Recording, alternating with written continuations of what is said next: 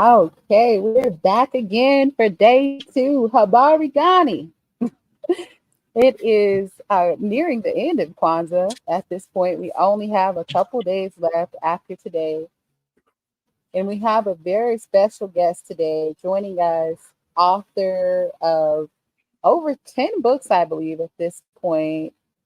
Scholar, linguist, has done tours going to Kemet, so many amazing things. And he has come to share with us today on three very important topics. First, we'll be delving into African and African American history and understanding that, for homeschoolers.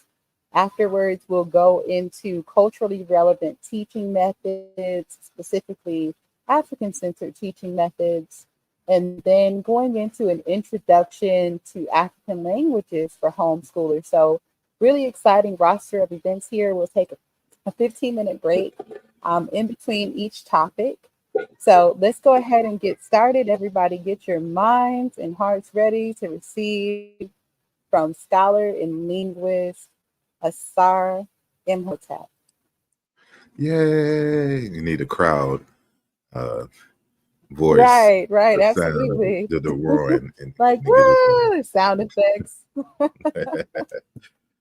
Well, Moyo, that is Chiluba for greetings and welcome.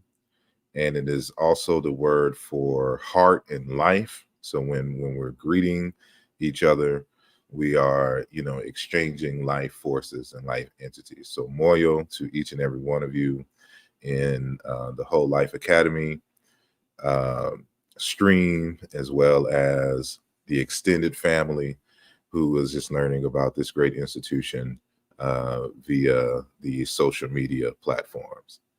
And so today I'm going to be speaking in this first hour on give kind of just like an intro to Black studies for homeschoolers, and to kind of give some idea of some possible approaches and the function of Africana history for uh, students coming up in the modern age and for the future. And so what I'm going to be doing is I'm going to be sharing my screen, and you will have to click it to make it come up public once it shows up on your screen. There we go. And so now I'm going to go here from the beginning. And so now I kind of retitled it Intro to Africology for Homeschoolers, and we'll see why in a little bit. But I want to kind of give some insight into Black studies in terms of its purpose, and then go into Africology more specifically. So this is Dr. Nathan Hare, and in an article that he wrote titled Questions and Answers About Black Studies, he states that the main motivation of Black studies is to entice Black students to greater involvement in the educational process. Black studies is, above all, a pedagogical device. So one of the goals of Black studies is to help Black students better engage in their general studies. And so if they can see themselves in the curriculum, they'll be more apt to pay attention, to be more involved and active. And of course, in the final analysis, we also want them to learn, to ingest, to internalize this information, and that this information that they grasp from Black studies is used as a tool in their everyday life. And so this is what he essentially states here. And then we have the late Vivian V. Gordon in her article titled The Coming of Age of Black Studies. And she states that the curriculum of Black Studies must help the student develop his or her skills in the use of the tools which are important to both a critical analysis of interaction of the past, present, and to the student's future participation in the analyses of factors which affect the life of Black people in America. So, along the same lines as Dr. Hare, but with more insight in terms of understanding the past, how it relates to their present, and how will they use this information to shape the future, but not only for themselves, but for the larger Black community. So Black studies is part of a socialization process, a pedagogical instrument to help improve the lives of Black people. And so this is what you get from these citations. And so when it comes to Africology, you'll hear Black studies, Africana studies, more specifically African American studies, and the like. There's just various different names for this particular field of studies. But Africology is a bit more specific. And so when we talk about Africology, we're talking about the Afrocentric examination of phenomena related to African people. So in some instances, Black studies, people will lump anything into Black studies if they're just talking about Black people. And it can come from any type of perspective, absent of the Africans, the people, the Black people themselves. And so what Africology does, as it is, Afrocentric in its orientation, it centers the African, the Black person in their story, in their narrative, as subjects of the discipline and not objects or something on the peripheral in somebody else's larger discourse. And so I'll skip down to the bottom where I have it bolded in red. As a subject matter discipline, Africology entails normative and empirical inquiry and discourse concerning the life histories and life prospects of peoples of primary African origin and their descent transgenerationally, transmillennially, and universally. So not only in terms of the continental Africans, but the Africans that you find, of course, in the United States, in Brazil, in Colombia, in the Middle East, in Europe, what we would largely call the diaspora, right? So all of that encompasses Africana studies, or Africology, more specifically. So to give an Africological perspective, when we talk about, for example, Jackie Robinson, in general Black studies, they will say that Jackie Robinson was the first to integrate Major League Baseball. And they start from the point in which he enters Major League Baseball, and they will shape the narrative to state that, this was a big opportunity for Blacks in the United States because of the rich and heavy segregation that was going on at the time. And, they go from there. So it kind of centers, even though we're talking about a Black individual and a person of African descent in the United States, the story of Jackie Robinson tends to center Europeans and their benevolence and them coming up into accepting Black people in the Major League Baseball.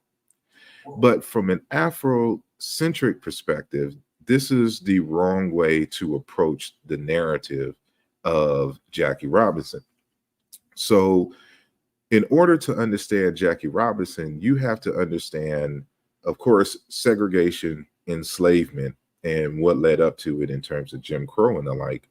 But you have to talk about the Negro Leagues, right?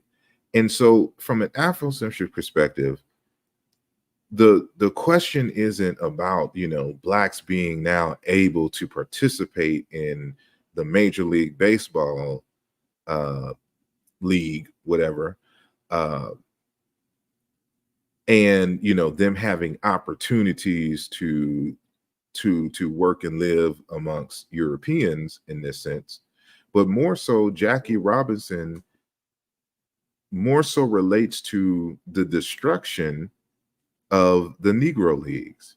Why I say that? So because of segregation, black people had to create their own league because they couldn't participate in the major leagues. So this is why we created the Negro Leagues, which was founded in 1920. So because they segregated everything, and excuse the noise that you hear in the background, because they segregated everything, you know, black people had to make their own uniforms. They had to create their own parks. They made their own instruments. They had their own tour buses. The Negro Leagues was a center and a marketplace for other businesses. So, you know, any kind of merchants would come to the Negro Baseball League. And of course, this is where all the talent was. Right. So when you think about the role of Jackie Robinson, it wasn't that European people were benevolent. They saw all the money and all the concentration and the institution building that the black people were doing. And they knew that there was a large segment of them that if they had the opportunity to live and exist amongst white folks, that they would leave their own communities behind. So when we had the Negro Leagues, we had the opportunity to build our own leagues, which would have, if they would have stayed in existence, you know, in a very real way, would have blown up to something major in the year 2023, 2024, right? And so from an Afrocentric perspective, we look at this from the argument of the black people who lived this. And so what the entrance of Jackie Robinson started the beginning of the destruction of black owned businesses in this way. And so this is one of the way in which they were sabotaged. So they'll try to like buy you out, or they'll try to destroy, because the Negro Leagues were a competing league. Right.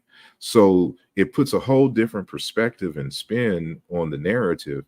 And, you know, this is the importance of Africana studies, or Africology in particular. So even when we start talking about Africana studies, you know, a lot of folks would have it to where you would start from slavery, as if slavery is the beginning of Black history for us. And that is not the case. Our history is the history of human beings, period. And so you would have to, when you start Africology, when you start Africana studies, you have to go via a paleo anthropological route, right? And so like here's on the screen is a cover of a Nature journal, and it talks about Homo sapiens and their African origins in Ethiopia. So, you know, if we're talking about the evolution of our species, Homo sapiens sapiens, and African folks in general, this is where you start, right? And so this is a reconstruction of a fossil of Homo sapien Idaltu, which was which they dated to 160,000 years ago in Ethiopia. So it's generally argued that, you know, probably around where Ethiopia is in the Great Lakes region is where, you know, Homo sapiens sapiens, modern humans, initially evolved, and then from there spread around the continent, and as well as the rest of the world, right? So this conversation, you know, places the African, and not only in terms of the center of African consciousness, of African history, but of human history itself. Because, you know, understanding this helps to shed light on certain events, but you always have to start from the beginning. So the beginning of Africana studies is the beginning of human history itself, right?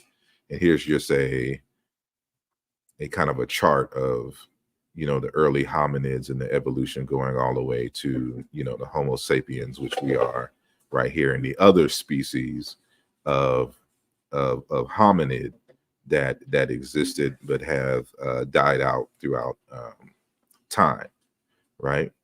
And so when you have that perspective, then you can start analyzing, for example, African kingdoms throughout times and African migrations, because all of this becomes important before we even get to the transatlantic slave holocaust.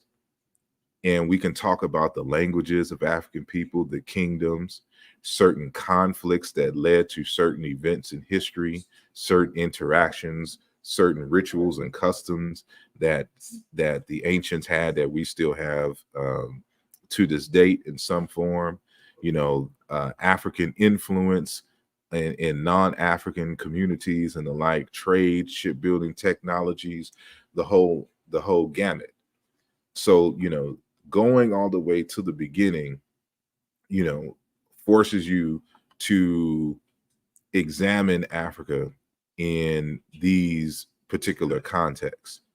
So, you know, as a homeschooler, depending upon what age of the students that you are teaching, you know, you can start off with, you know, basic geography drills, right? And, you know, minus the modern day borders, because now you have to talk about the 1884, 1885 Berlin Conference, where, you know, Europeans created borders across Africa for their own political and exploitative gains, right? But prior to that, you can show the ancient borders, you know, of ethnic groups and the like, and you can have them to draw those different things and to put things in perspective and start giving the indigenous names, if you know, for these regions and for these people, and contrast them with the colonial names, right? Like, you know, we say South Africa, like this is South Africa, but that's not South Africa. South Africa is not an African label, right? So there's a dynamic and a power relationship for which you can discuss. And how did they get the name South Africa? You know, what do the indigenous people call this area now, right?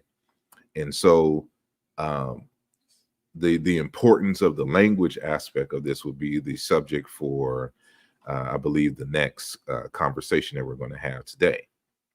So, you know, in this context of, you know, Africology and Africana studies, we use our own models in order to teach, right?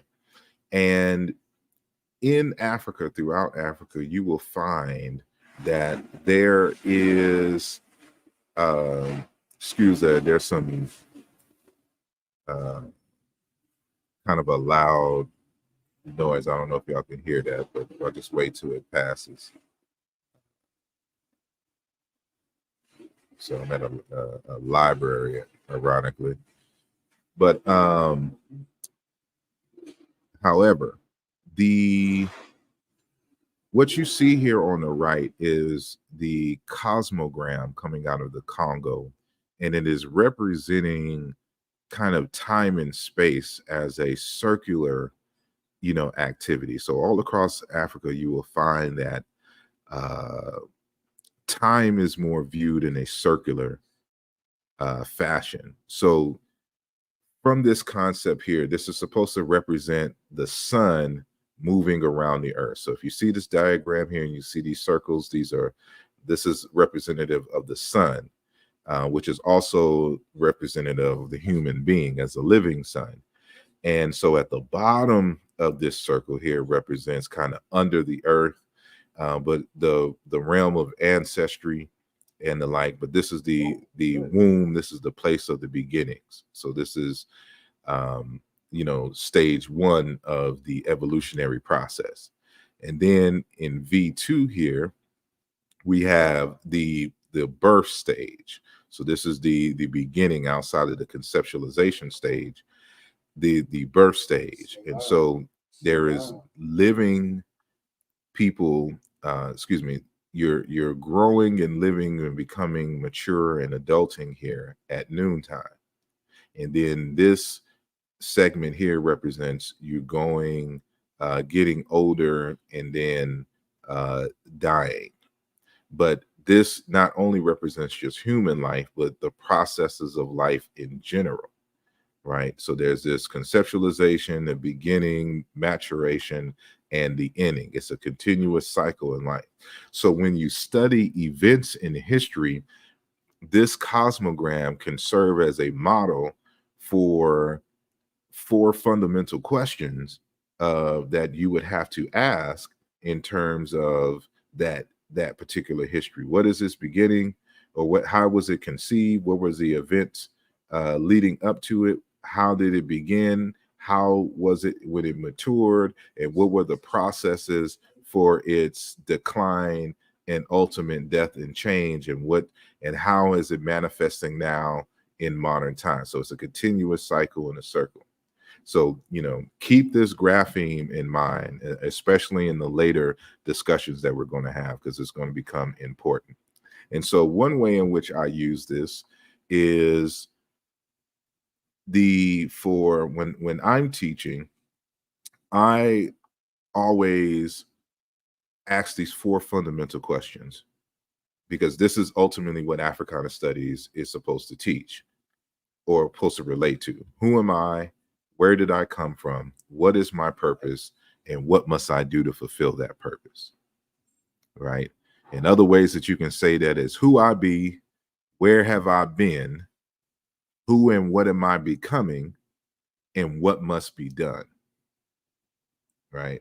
So you can see I'm using this cosmogram to convey something. So one of the things that I always do is I always try to break things in cycles and in always having 4 points of something, because throughout the teachings, whatever the subject matter it is, it'll be easy for them to remember things in 4, right? Which is one of the reasons why I like when they ask you to put your PIN number in, they always give you a choice of 4, because we can always remember 4 versus a 10-digit PIN number, and the like, right? So but in this context, when we're talking about the student and their being, you have to help the student to understand who they are. Where did I come from? What is my purpose, and what must I do to fulfill that purpose? And so that's what Africana Studies should help them to do. And so part of that question, for example, of who am I, in an African American context, we have certain collective characteristics that are shared amongst us. And one of our great psychologists, Dr. Wade Nobles, in an article titled Utilizing Culture in the Achievement of Educational Excellence for African American Adults, from Cultural Precepts to Reoccurring Themes, he reinforces this notion that although African Americans differ on many levels, there is a cultural substratum that unites African Americans on a fundamental level. And it is these practices and perspectives that, when composited together, create the African American worldview. So who am I? Where do I come from? This from a collective standpoint, this has already been done. And so I really recommend that you find that article and read it. And so there's more to this in terms of its description, but I'm just going to give you the cultural precepts. So there's 8 cultural precepts and 9 reoccurring themes. So The cultural precepts are consubstantiation or consubstantiation. This meaning that this worldview that we belong to the same substance. There's a common substance and sameness, between reality itself, existence, and who we are.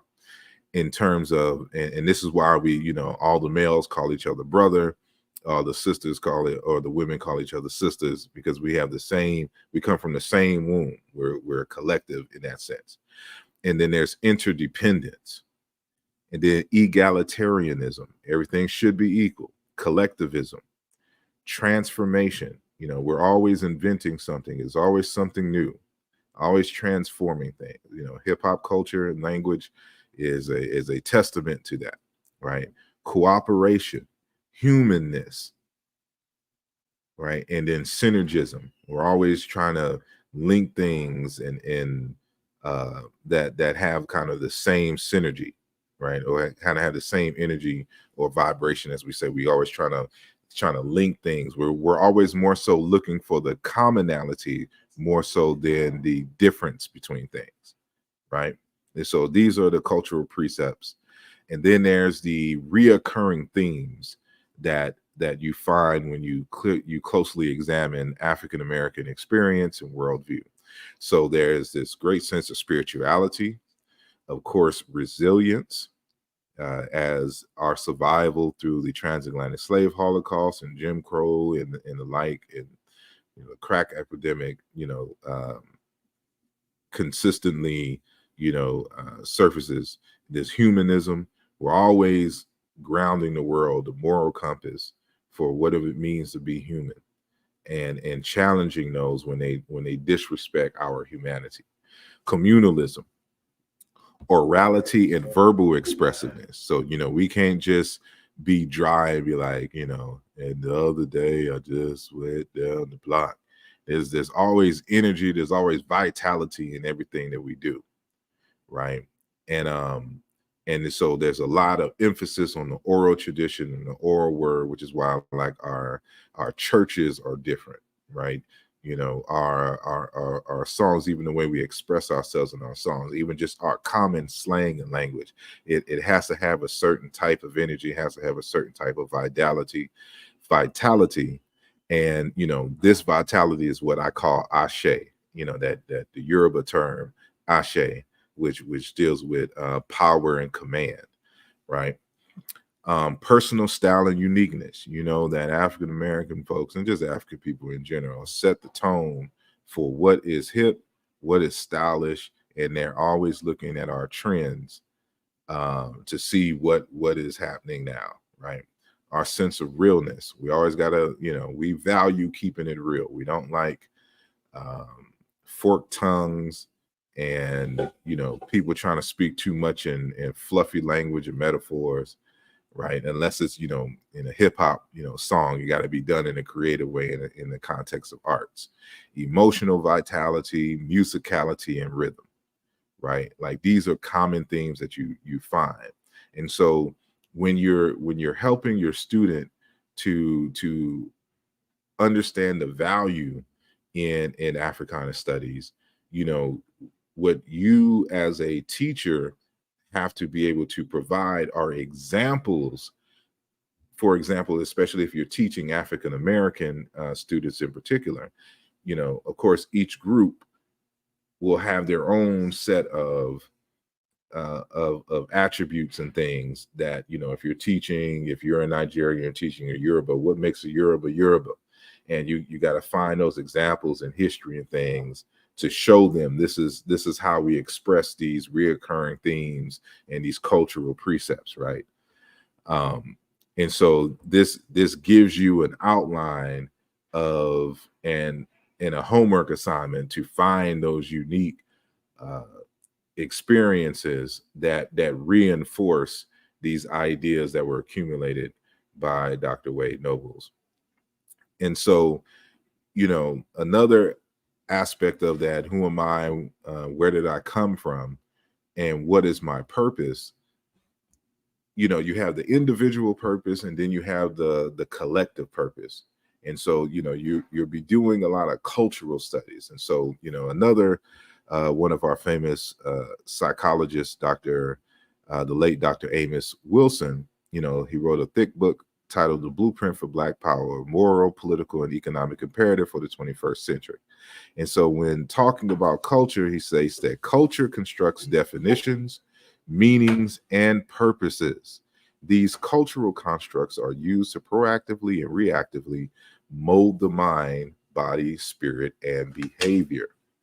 And so this is part of the aim, as was stated at the beginning of our lecture, is that Africana studies gives direction, and it helps to give the student a sense of purpose, because of our history and what has happened to us, there is a lot that needs to be done.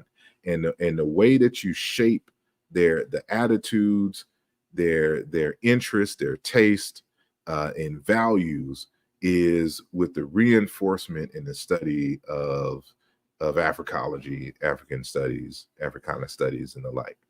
And so they can see themselves in the history, and they can see themselves as subjects and agents, of reality, and as someone that can shape the world into a better future. And so what essentially you are doing is to reinforce and to shape the culture. That's what we do as educators, whether we are at a institution, a public institution, a private institution, or whether we're homeschooling. Because the first real institution is the family. And so if you're homeschooling, and you're homeschooling your children in particular, you can include, because part of that circle of, where did I come from, you would have to give them some history about their parents, their parents, their parents' parents, on both sides of the family, cousins, and things of this nature. Bring that knowledge of family into the discourse, and how they have contributed and or have been affected by history and the like, and to see what visions that the family has had for its members, and then contrast that with the ancestral vision and the collective vision of the people, right? And so they can see what has been done in the family, be inspired by the family, and develop them to work and do great things as well, right? So this is Dr. Kaikosa Kajangu, and his PhD dissertation is titled Beyond the Colonial Gaze: Reconstructing African Wisdom Traditions. And he states in the text that the ancestral vision is a vivid expression that describes why a particular community of memory exists and what types of human beings it intends to deliver. It expresses the feelings that members of the community of memory hold for their community and its place in the world. Often this vision is the name that the community gives itself. And so what I want to talk about here is this notion that your culture has a certain type of human being in mind, an ideal human being, right? So when we're teaching, part of the pedagogical process is to help shape and mold the minds of young children to be the types of human beings the culture needs to thrive. So you're not, as an educator, you're not teaching children so that they can get a job per se, right? You're teaching children to help them to discover who they are and what gifts they possess, and to be able to plant them in the community so that the community can thrive based upon the information that you have imparted upon them, and their and with the sharings of their gifts. And so the community may need more doctors, it may need more engineers, but it also may need more creative folks, right? But regardless of any occupation that the community needs, every single human needs to be somebody of wisdom and of great integrity. And so the ideal human being is going to be somebody of great knowledge, of great respect, of great wisdom, and someone who is of great integrity. So that means they do what they're going to say what they mean, they can be reliable and counted on, and they will be productive and be willing to share, whether it's in terms of financial resources or just knowledge, you know. And so they're not a hoarder, they're not an exploiter, and the like. So the culture, you know, defines what is the ideal human being and what type of human being that the culture needs to thrive. And but you are like the first part of that process when you are educating your children and the extended community, the extended family and their children, right? Because we all have to live in this space together. And so the better we are at being the pillars in the community, we become models and examples and inspirations, you know, for the generations behind us, right? And so, you know, when it comes to Africana studies, there are a number of questions. And so, you know, kind of leaning on the back one, the last slide. So when we're talking about critical research questions is, you know, what kind of culture must we possess in order to defeat, you know, European white supremacy, any kind of exploitation, you know, coming to Black people, right? Whether it's Asian, you know, wherever the issue is coming from, what kind of culture do you create to be able to fight off exploitation and the like?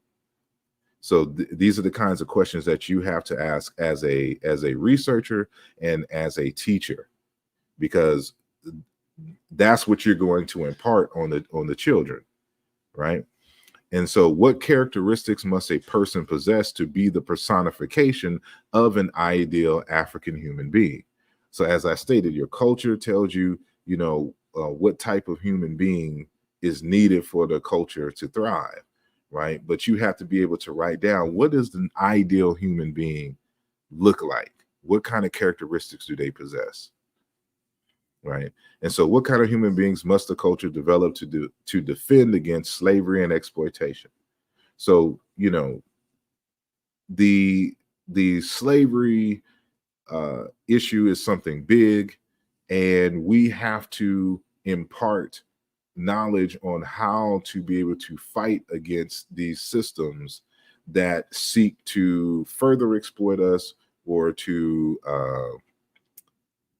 or to diminish, you know, our light.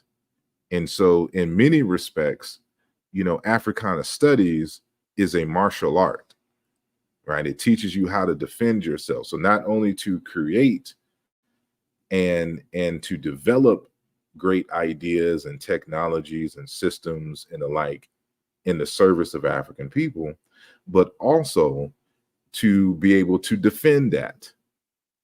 And so there's always a creation and a defense mechanism that we always have to keep in mind. And so let me know how much time I have.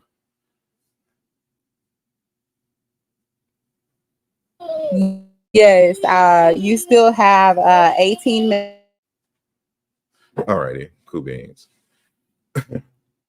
So, you know, adding on to the discourse on culture that Dr. Amos Wilson presented, you know, I've written some texts and the like dealing with culture, and these are the 5 points of culture that, you know, I want to highlight here and you can kind of use this to kind of shape your curriculum.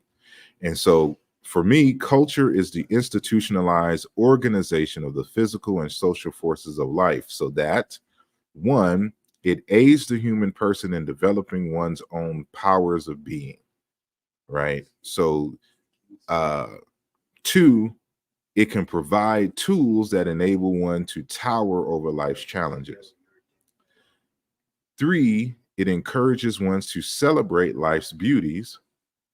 Four, it helps to fertilize one's seeds of greatness. And five, encourages the person to discover new satisfying dimensions of being human in community and at the world at large.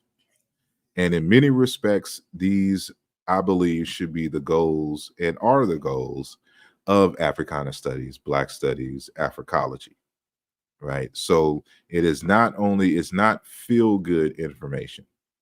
It is valuable information, but with the intent for it to be used and utilized in the lives of human beings, right? And so it reminds me, for example, of this inscription from Antef, a 12th dynasty pharaoh of ancient Kemet or ancient Egypt. And when we're talking about a philosopher, that word philosophy comes from a word sophos or Sophia, meaning wisdom. And that word actually comes from ancient Egypt, from this word seba, which means, wise and clever, and Sibau, meaning helmsman, leader, or guide, but it's also a teacher and the like, right? Or a philosopher. And so when we're talking about what is the nature of a philosopher, a great thinker from an ancient Egyptian perspective, it is one whose heart is informed about the things which would be otherwise ignored. The one who is clear-sighted when he is deep into a problem, the one who is moderate in his actions, one who penetrates ancient writings, who is sensible enough to unravel complications, who is really wise, who instructed his own heart, who stays awake at night as he looks for the right path, who surpasses what he accomplished yesterday, who is wiser than a sage, who brought himself to wisdom, who asks for advice and sees to it that he is asked for advice.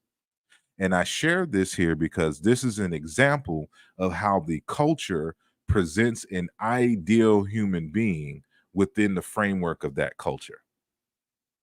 And so for the ancient Egyptians, an ideal human being was a sophos, a seba, and one who has these particular characteristics. And I don't think this any different than, the goals of modern Africana studies today. And so these are the kinds of expectations or the end goal of what we want to be the embodiment of each student that we teach.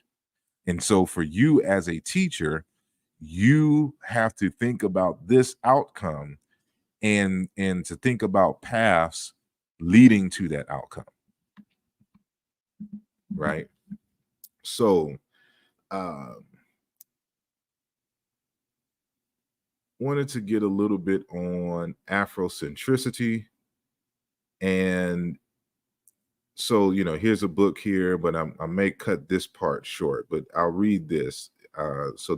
This is a text, the Encyclopedia Back Studies, edited by Dr. Malefe Kitty Asante and Dr. Ama Mazama out here in Philadelphia. And so, Afrocentricity deals with the placing of African ideas at the center of any analysis that involves African culture and behavior, as well as asking crucial cultural questions in categories such as location, place, and stance. Afrocentricity allows dislocated Africans, that is, Africans moved off their cultural territory and who have imperial relationship with African cultural theory and traditions, to relocate, return to, and reclaim their long denied humanity, history, and heritage. Now, when we word it like this, it becomes very kind of academic in scope. But again, we're looking at what are our objectives, what are our goals, And you will create curriculum, you will create processes depending upon the age of the student to kind of facilitate and put them on a path towards these types of realizations, right? And so, but when it comes to Black studies and African-centered education, at the core of it, part of the ancestral vision is for us to build a robust nation amongst ourselves, even if it's a nation within a nation, right? And so I'm drawing from this text here, Nation Building, Theory and Practice in African-Centered Education by Kwame Agaye Akoto. And in it, he talks about African-centered thematic inventory. Again, with the recurrent themes and nationalist Pan-African theories of liberation and the philosophical foundation of the African-centered curriculum. And he also breaks it down into curriculum domains, which provide the basis for the organization of the subject matter within a prototypical African-centered curriculum. So if you're trying to develop courses for your students and for your children, consider Akoto's breakdown, and you will make adjustments as need be. So there are the curriculum domains, right? So there's the cultural ideological front. And so this deals with the culture, ideas and philosophy studies, and of course, dealing with arts and creativity. Then there's the spiritual psychoaffective. So we're talking about self-knowledge, ethics, morality, and the like. And so you can link, for example, indigenous African concepts of ethics and morality, such as Ma'at or Lungu, coming out of Congo and Zulu traditions, right? Iwa Pele coming out of Yoruba, and what we would call here in the United States home training, right? What are those ethics? What are those moral expectations that you should have gotten at home, right? All of that will be incorporated in these curriculum domains. And so one way in which we can show, the Africana studies as a living tradition. So we're in the middle of Kwanzaa right now in terms of the official holiday. However, once Kwanzaa, the holiday, is gone, the kind of the discussion centered around the 7 principles of Kwanzaa kind of dies down outside of particular, institutions and social domains. Well, this can change if we just simply rename the days of the week, the 7 principles of Kwanzaa, right? And so, Sunday would be Umoja, Monday would be Kujichagulia, Ujima would be Tuesday, Wednesday would be Ujamaa, cooperative economics, Thursday, Nia, purpose, Friday, Kuumba, creativity, and today would be Imani, faith, Saturday, right? And you can create activities centered around each one of these particular principles for during the week. You can assign homework or kind of activities centered around these themes. This is a way that you keep Africana studies as a living tradition, and it's something that is reinforced in the lives of your students on a weekly basis, because now they see themselves in time and space itself, right? You can start, linking certain ideas in for example, in the creative domain, in terms of that curriculum. Like, many people don't know that jazz, started in New Orleans, and that, Black people are the inventors of certain instruments, or the way that we use instruments, right? So like when you think about the modern drum set, for example, it wasn't set up that way. Like when you see a drum set and you see the whole, like you watching at a church band, or you go to a concert or whatnot, it wasn't arranged like that. you only had these separate drums, and it required, you know, these are part of the marching bands and stuff like this. Well, this individual here that you see on the left, he is the one who created the modern drum set, and in also with the kick drum or the kickstand that you see here that hits the bass. And his name is D.D. Chandler, right? And this was this photo here is of the Jean Robuchon or Robuchon Orchestra of New Orleans in 1896, right? And, you know, from the article that I got it from, it says, take the drum set. It's fair to say that the current collection of instruments that we think of as the drums would not have come together in quite that particular way without the influence of New Orleans culture at the beginning of the 20th century. So you can have a discussion about, you know, if you're talking about slavery on one hand, but at the same time, you can link Congo Square and the marketplace that was, as well as the musical traditions that was birthed out of Congo Square in New Orleans and its relationship to Congo culture and the like. There's just so many ways that we can play this. So continuing in the curriculum domain. So then you have the social, political, and economic domain. So there's the political economy, cognition and inquiry, psychology, technology, mathematics, science, the sciences, and computer science, right? All of that is part of Africana studies.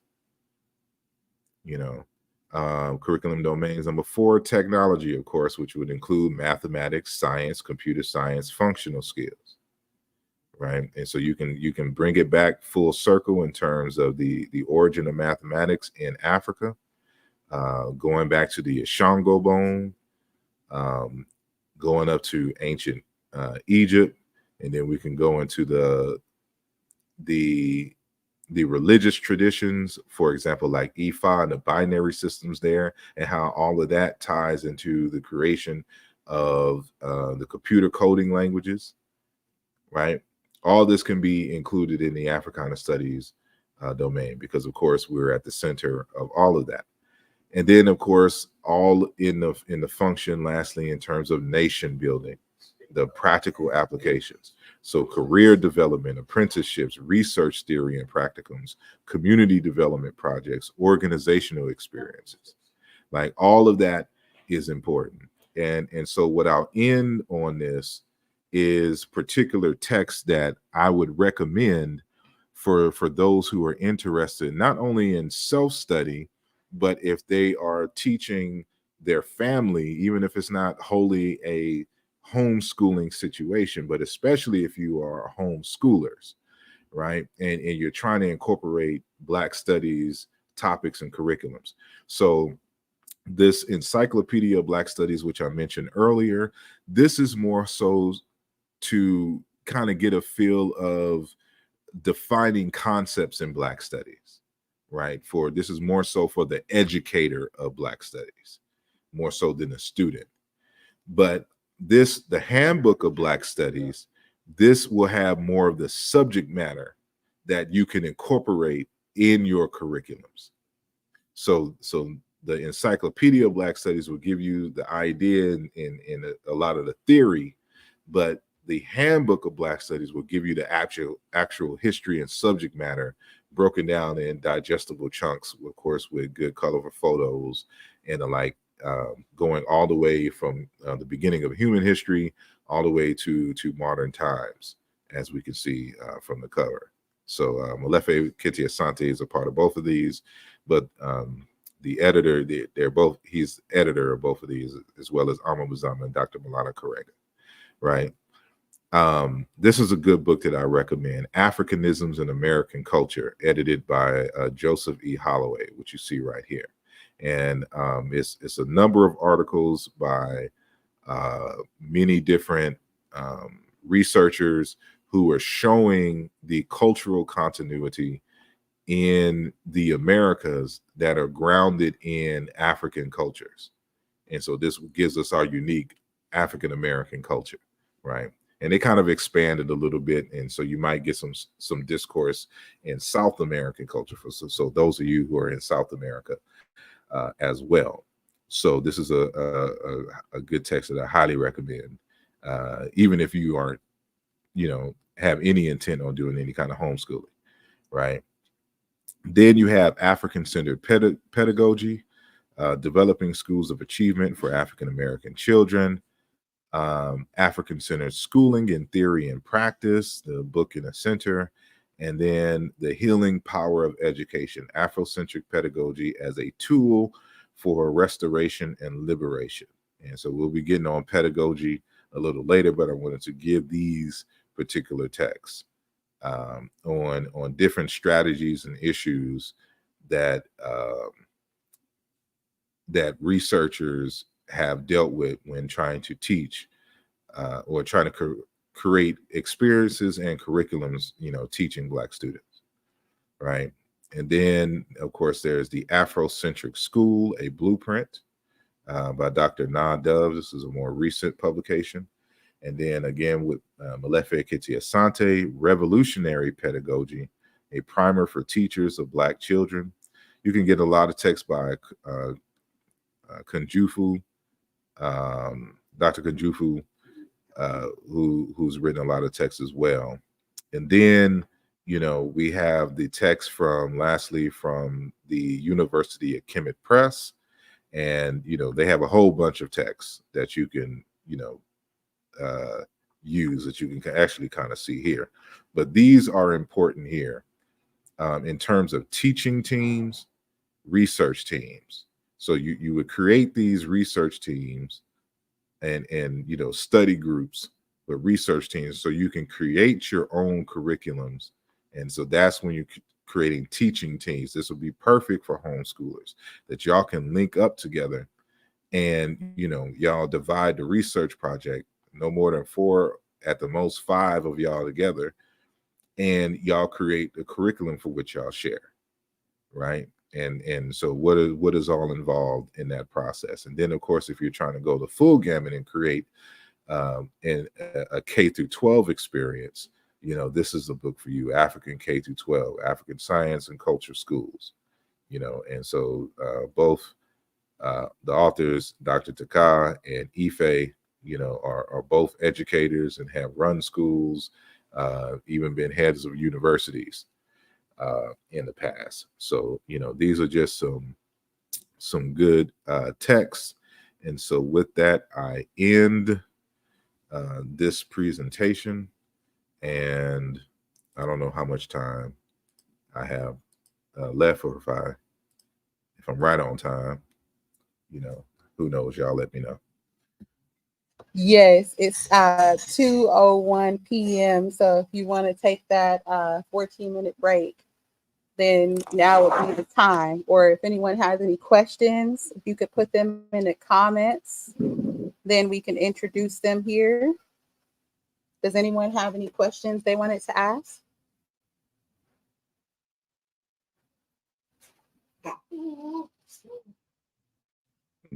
Any questions, please put them in the comment.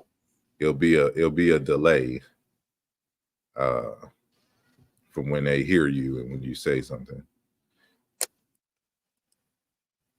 But okay. So I don't see any questions at this time. So for those who are watching, we are going to break for about 14 minutes and then come back at the 15-minute mark. So, someone just asked a question, would it be wise to have a centralized curriculum? I believe so, or at least a standard curriculum, that can be adjusted. And I'm assuming that this has happened before, but that's kind of the issue of Black people being scattered everywhere across the United States and not part of the same network. But that's something that really just needs to happen. Just needs to be like you have the Common Core, so to speak, in the like the public school system. we need to have our common core. And, but, there'll be certain things that, of course, you would want to adjust depending on where you're at and with local. So I believe that there should be a common outline and blueprint, and that can be utilized and then adjusted, locally with everybody. And we just create a standards by like a homeschool standards body, right? And so this will be the premier organization for when people are looking to get information on for teaching Black kids in a homeschool setting.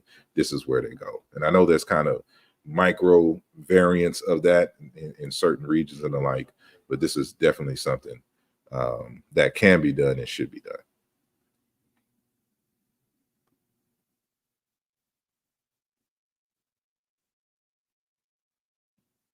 Yes, ma'am. Okay, and brother Asar, someone else asked a question. I'm not sure if you addressed it yet. Can we also say, well, there's one before that. What about convening a conference to standardize Africology? Well, I think that's kind of happened already, which is why those texts exist. But as far as, and that's something I would probably have to ask Dr. Amo Mazama or Dr. Asante, if there is like a central site, like .com, because there's like an Africology. I think I'm gonna deal with that. Or .edu or something like that. I think I'll do that. I don't think it exists just yet outside of the official text, but that's something that they're constantly always thinking of. And then of course you have, for example, your NCBS, National Council of Black Studies, and then you have like the Sheikh Anta Diop conferences. So there's conferences that happen every year, but I don't know if there was a central conference where like that was the objective, to have like a standard curriculum, because Africana studies encompasses so much, like, so that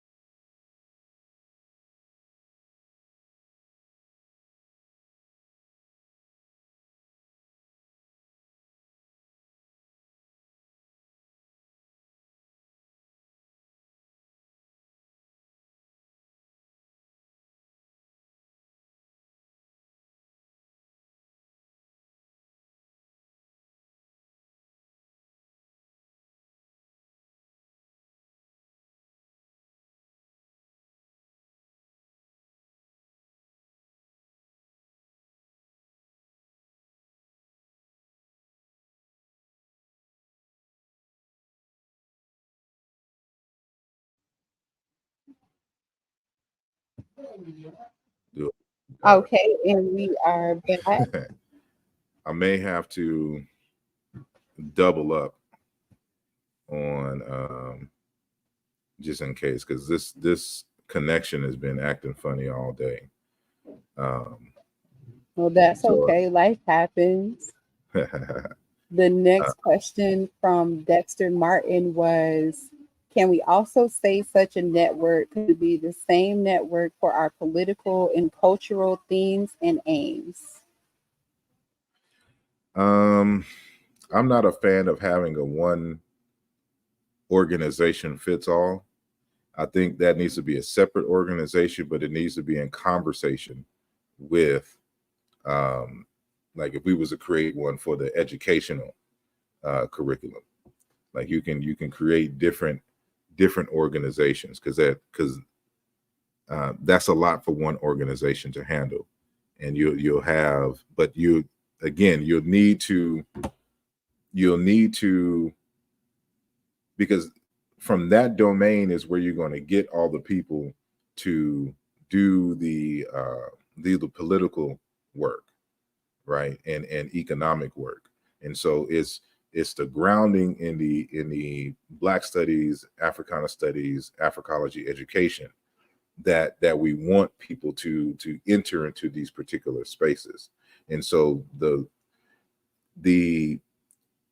depending on the political and economic sense, you don't want that to necessarily kind of taint the educational wing, because it needs to be an entity unto itself. And so, but they need to be in conversation and communication, so that we always know what the current needs of the people are, so we can shape the educational landscape along those lines. Okay, the next question is, could we create our education process? Oh, sorry, before that, there's Omari, Brother Omari. How can we incorporate modern natural and physical sciences? How could the Ogun concept of energy and electricity be integrated into scientific terminology? That's a whole conversation in itself, and I debated including the Ogun discussion. So, and Ogun is an acronym for the observation or the organization of God, universe, and nature. And so of course, we know the Ogun as the deity of the Yoruba, who is a deity of technology, and ironworking and the like. But it would be too much to explain in the little time that we had. So, but again, that's the whole point of the God aspect of the Ogun, because we're dealing with the God segment has to deal with the human relations, the human cultures, the human religion, the human ethics, the human psyche and worldview, as well as the political and historical aspects of the people, of the community, of the Africans itself. So that always grounds you into how to utilize the technology. So you can't just create technologies for technology's sake. What is your relationship to the technology? How is it going to be utilized? What are the limitations of it? And what are the ethical and moral implications of the use of such technologies in relationship to nature itself, the environment, as well as the human and social aspect of it. So all that is encompassed within the Ogun framework. And so how to utilize it is well, what's the question? What needs to be done? Right? Or what ideas, because for example, if you're talking about electricity, there's places in Africa, of course, that has a hard time keeping electricity on and steady. So how can we create better grids on the African continent so that energy access is more reliable on a consistent basis? Or how can we utilize more natural processes for generating electricity? Do we live close to a river? Can we use the motion of the river to turn some turbines and create an electric field that creates, of course, electricity that could be stored and utilized in the home? So can we do this on a micro level, just for your home, how to build that? And then how do you do that and scale it for whole blocks and whole cities at a time?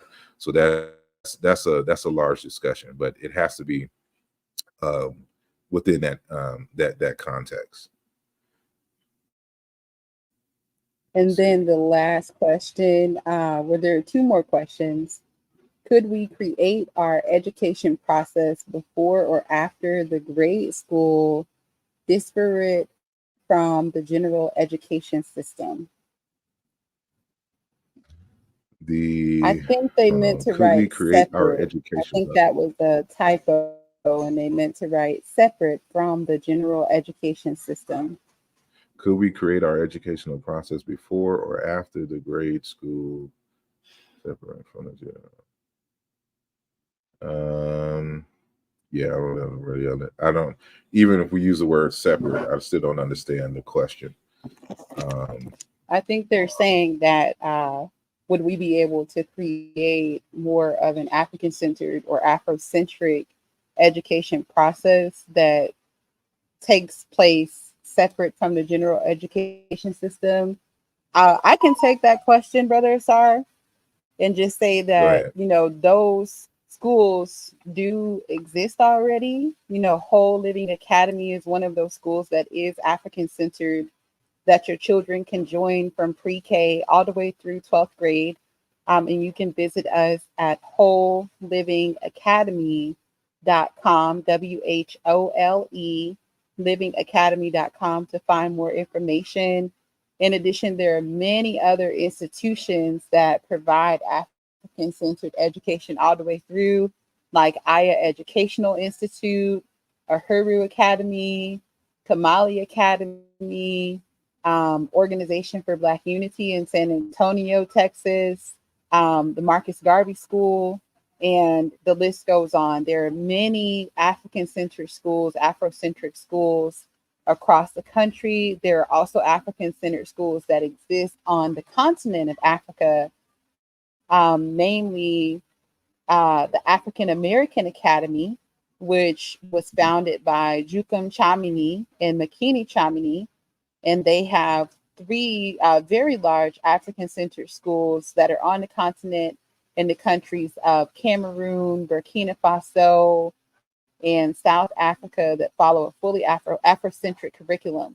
So if you look up African American Academy Cameroon, for example, in your internet search, then you can navigate from there to find more information about those schools. And they actually even pay for volunteer teachers to come to their schools from the United States. They would take care of your plane ticket and provide a stipend and everything if you'd like to come and, teach there as an African American teacher. Right now, we don't have African-centered colleges that exist. There are African colleges, but those African colleges tend to follow a Eurocentric curriculum. But in terms of an Afrocentric or African-centered college, that is not something that currently exists. However, there are plenty of Black studies programs, African studies programs, African American studies programs across the country and even in other countries, where within those Eurocentric institutions, you can have, a really strong organization that, is centered around these same principles of, Africology that Brother Asar was discussing. Indeed. And another thing that has to be discussed as well is the point of funding. And so when you're talking about like the public school system, for example, it is funded by taxes, from homes, buildings, and the like, from businesses. And so, you know, usually these schools don't have the same access to fundings in terms of African center schools and private schools that a public school, of course, would, because they're garnishing and reallocating tax money. But that is something that has to be discussed one day. Like, what needs to happen is that all of you very African centered and Black centered folks that have, great thriving businesses and good jobs, we need to all pick a place in the United States and move and buy up and or build a neighborhood to where we can create a schooling that's funded by our taxes. That's a whole process in itself. and and or do the thing on the continent of Africa. But then of course you can also, because we live in an age of technology, you can create whole institutions online. As a matter of fact, that's one of the books, or the last 3 books that I showed for the University of Kemet.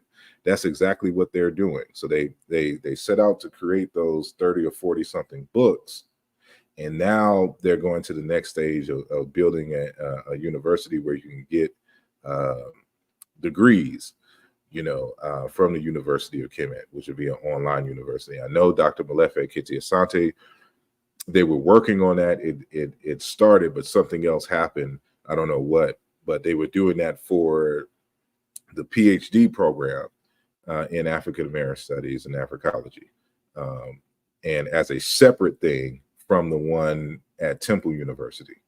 And so, there is either in some degree is happening, or they tried it before, and there was some logistic issues, but this is part of the discourse. So we need to figure out, this is why it's important for us to be in these high paying jobs or developing profitable businesses, so that we can invest in certain things like this for our children, coming up. Because a lot of these private schools, like here in Philadelphia, I'll go to certain spaces and you'll see whole Jewish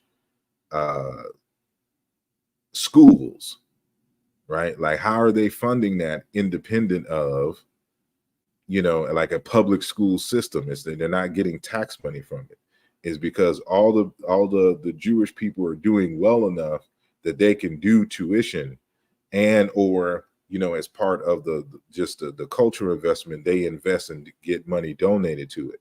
And they have whole big institutions. It's not like it's not a little house that I see here. This is like buildings, and they have buses and football field and soccer fields and all this other kind of stuff.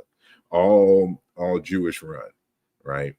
With Jewish stars and names and all this other kind of stuff. So we have to get there, but it's going to take changing the mindset and the culture of those of us who become the high wage earners, to be able to set aside and invest that money in institutions that we create, such as the kinds that were mentioned already by Sister Nicola, and others that we can dream up in the future and organize.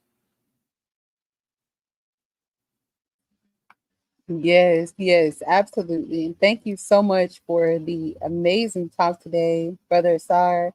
We're getting ready to go into the next talk here on African-centered curricular approaches, pedagogy.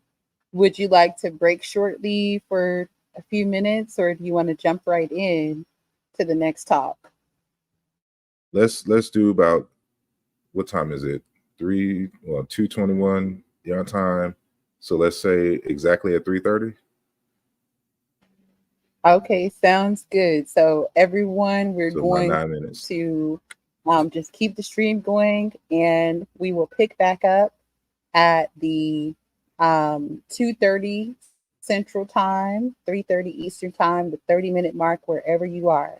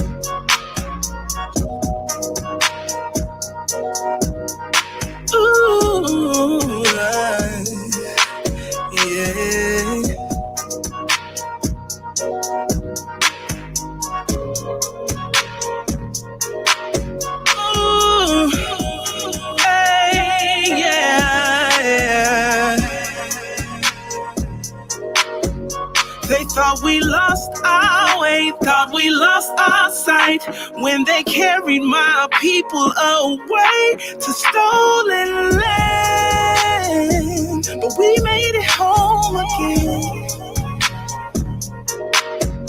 They tried to take my name, tried to take my life when they carried my people away to stolen land. But we made it home again. Look at me, I'm your mother, I'm your sister, that's your brother. Can't be divided no more when you look me in the eye. Reclaim your power and your joy with each tear we cry, and every word we write, and every song we sing. Dance with our feet in the dirt. We on this ancestral scene. That ancestral energy has carried me through the storm. And when I fall in the field and think I can't go on, you got my feet, take my hand. You let me know it's for real. You said there's no room for fear. Just get your purpose fulfilled. No more struggle.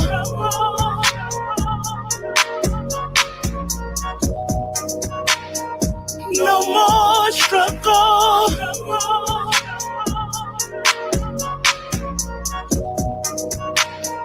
No more struggle. We don't have to struggle no more.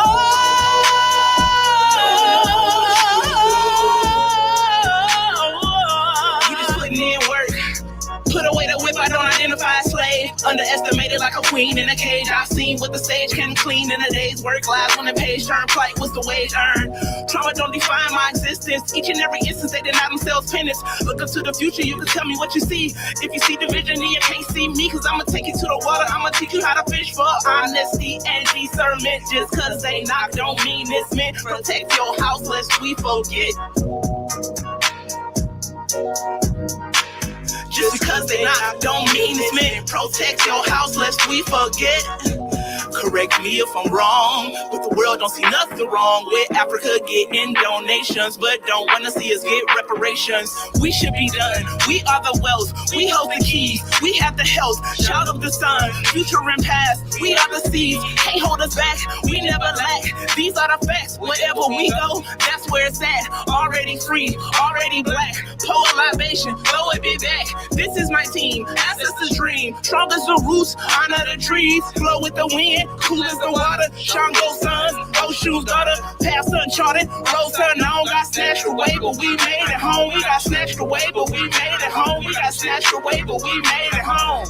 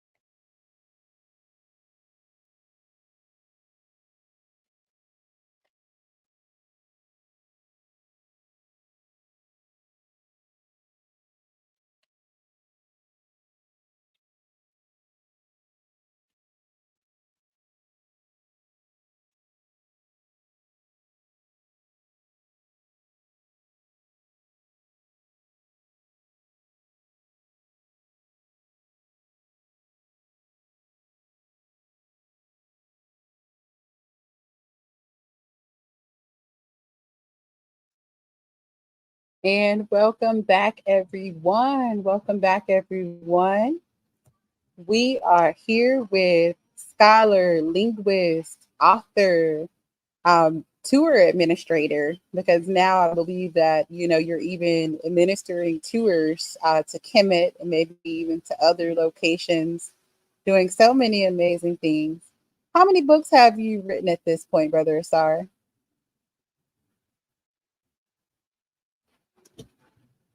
Oh, you're on mute. Sorry for that. Welcome back, everyone. I believe 8, if I'm not mistaken. So there's Can't keep up I got anymore, huh? because there's some that I haven't published or there's on the way, so I gotta discount them. I think it's about 8 or 9. Right. Has written so many amazing books that, mainly go within the field of, Africology, Africana studies, linguistics, even some poetry, I believe, is in there as well. So a lot of really great things. And today, Brother Asar is going to be talking with us about creating culturally relevant curriculum, particularly African-centered pedagogy, the approach to teaching rather than the curricular portion. So we're going to jump right into that with Brother Asar here whenever you're ready. Cool beans. Hold on one moment as I share my screen. And, this subject here is a very involved subject. So, of course, in the time span that we have here, be able to cover everything. But I just wanted to kind of lean and piggyback on the previous discussion that we had. And you'll see what I mean when you see the graphemes that we're talking about here. But as stated, when most of the texts that I write have to deal, of course, with African culture, religion, spirituality, and history. And one of the tools that I use in that analysis is linguistics. And linguistics in the modern day encompasses so many different fields. But outside of my educational experiences and motivations, I'm also an active and in training computer scientist. And the field in which I'm involved in what we would call part of the cognitive sciences. And so when we talk about the cognitive sciences, we're talking about an interdisciplinary and scientific study of the mind and its processes. So you can see this grapheme here that shows the interrelated fields of the cognitive sciences. So if we start on the top right, of course, is linguistics. But then there's also philosophy. And then there's also psychology. And then artificial intelligence, computer science, neuroscience, and anthropology. So if you kind of understand this, you can see why I have such a wide area of not only interest but expertise, because they're all related, even within the domain of Africana studies. And another reason why I'm showing this is because what we have to do is to be able to create diagrams like this to help people to understand how one aspect of Africana studies informs another in terms of its usage and potential. So, for example, if I'm doing historical comparative linguistics and language studies in Africa, of course, we have a situation now where we're trying to, create software using African languages, create keyboards with African scripts and the like. And to develop, for example, artificial intelligence systems that is built upon, Afrocentric and African related data, right? And then, of course, you can't do linguistics without simultaneously studying psychology and anthropology, right? Like, and of course, you can't study anthropology without studying psychology and neuroscience as well as philosophy. Because when you're studying a people, you're also studying their worldview. Well, what are the terms that they use to articulate aspects of their philosophy and worldview? You would have to know linguistics, and how will we display all of that information and store and categorize and search for the data. That's what this is supposed to be computer science, but artificial intelligence under computer science, right? So it's the interrelatedness of everything. You can't really do one of these things without dabbling in the other. You'll more than likely be an expertise in one or two things, but you'll probably be an expert in one or two things. But you're going to have to be familiar with all of these different things. So it's this kind of thing that when we're talking about the pedagogy, we're teaching children. Andragogy is the teaching of adults, but to me, it should be the same system. It should be a continuous. That's part of the indigenous African process. So what they'll do is they'll teach a particular type of mythology to kids, but when the student becomes a teenager and a young adult, they'll use those same mythologies to get a deeper analysis about reality or something that isn't obvious in the myth. And so we can talk about that a little later as well. But when we're talking about pedagogy, I'm reminded of the discussion, of course, in Blueprint for Black Power, and where we're talking about culture as the basis and the source of power, right? Because ultimately what we're doing when we're teaching young people is for them to be upstanding holders of power. And we always have to have power in the discussion, because it's the power that's going to having the power to be able to utilize Africana studies as a defense mechanism against people that try to exploit your people, right? And so the quote here on page 39 of the text is that at times cultures, societies, and various types of social organizations, which include the educational organizations, may be conceived of as conspiracies. And, in this internet culture, we hate the word conspiracy, but to conspire means to plan, to think out methodically about a course of action, right? And so we can't expect to have great results and great power not having our own conspiracies, our own plans, our own objectives and paths and methods for achieving those objectives, right? And so in that educational process, how we would do it in an indigenous fashion is what this author discusses here. So this is Dr. Alex Tangon. He is of the Dagara people, who lives in northern Ghana. Now, there may be those of you who are more familiar with, for example, the late Dr. Maladoma Some and the late Sobonfu Some, who are also Dagara, but they hail from Burkina Faso. So, I mentioned earlier the 1884-1885 Berlin Conference that split, Africa into the modern states that we have today. But of course, it had no regard for ethnic groups. So that ethnic group is split. One half lives in Burkina Faso, and the other half lives in northern Ghana. So they're right there.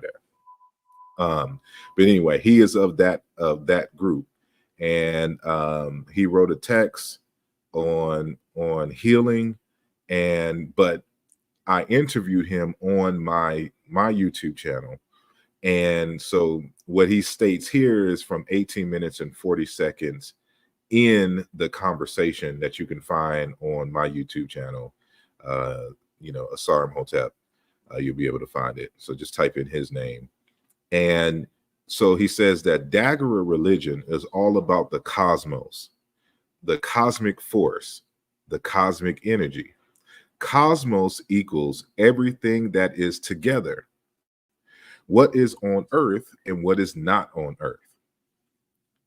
You need to know and interact with this cosmos.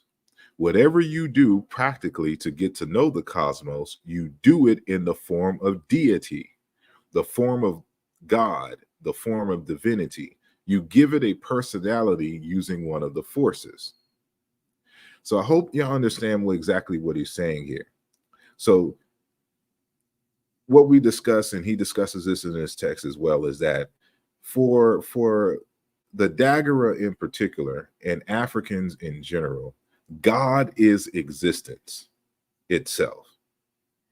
And for the Dagara, they split the study of God into two primary domains, what is on earth and what is not on earth. But God is everything and all things at once. So any type of study ultimately is the study of the divine. And so part of the curricular, part of the pedagogical process for teaching is to personify major concepts and forces and make them deities, and to create mythologies and stories centered around these concepts so that it stays in the minds and the memory of the people, right? And so again, when you're talking about Africa, the first step is always to create these mythologies, these stories for which the greater curriculum can be built on once the people get older and they can take on more abstract knowledge, right?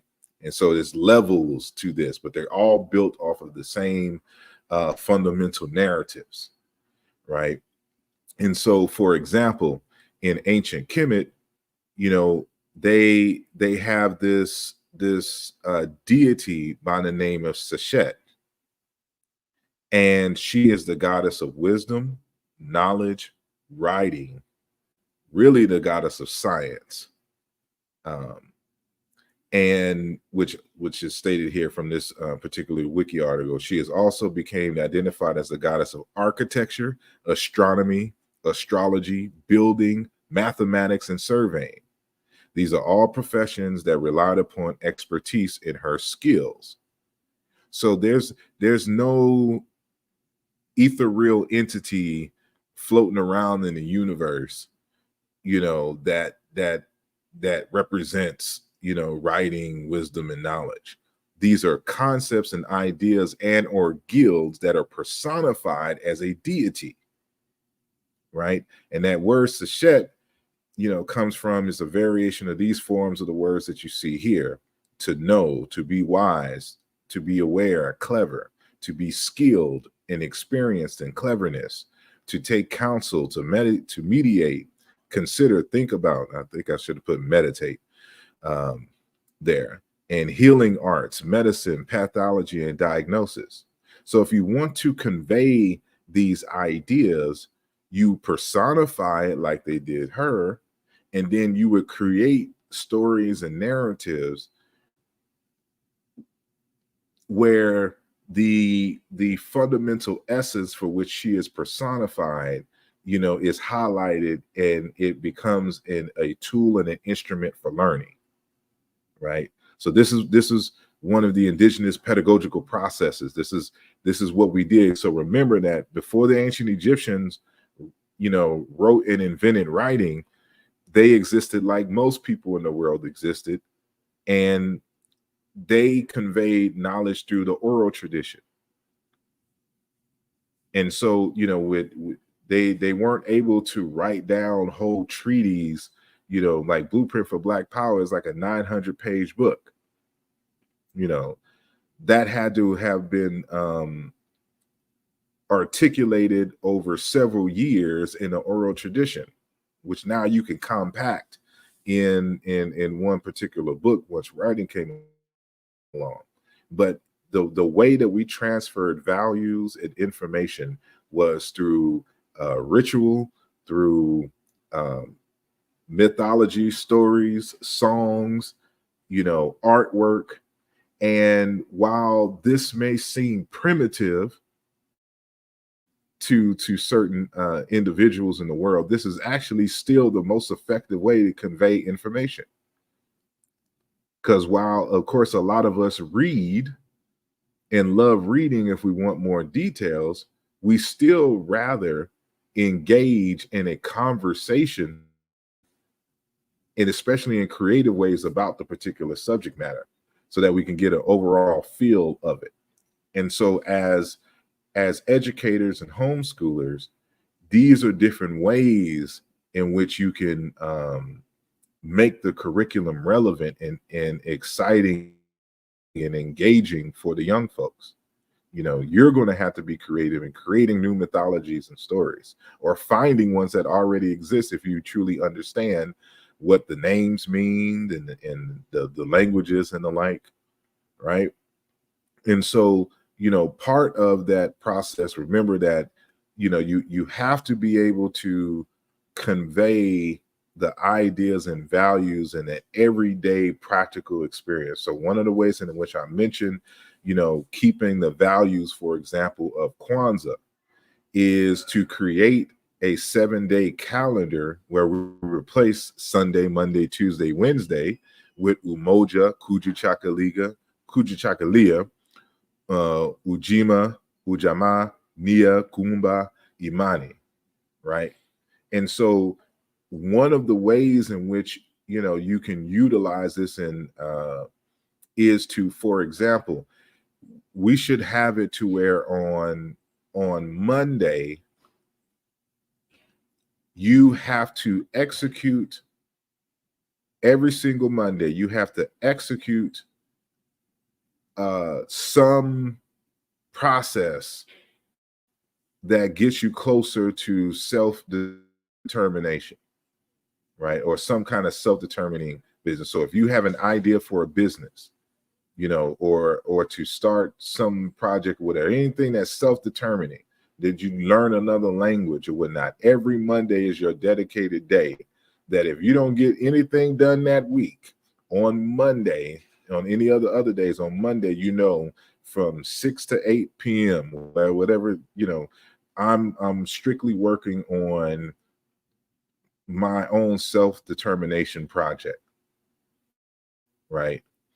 So on Tuesdays can be days that we set aside for any kind of like volunteer work, to do something collective with the community, right? Wednesday is, we would say, a market day. Like if you're going to buy something, like we make it a ritual that every Wednesday you have to buy something. If you're going to spend money that week, on Wednesday, you have to buy something from a Black-owned business, purchase a service from a Black-owned business, right?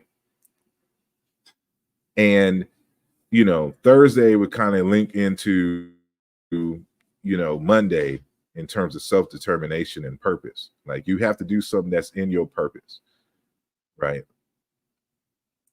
And Friday, be the day for creativity. You do some artwork, you do some music, you do something, like you just set aside that time, for you and your children, you and your spouse. Like this would be a good date night. That, Fridays are always good date nights, right? Y'all do, so you can go out to a creative event, or you make sure that y'all do something creative yourself, create those memories. Like there's ways that you can utilize the culture to empower yourself and the culture itself.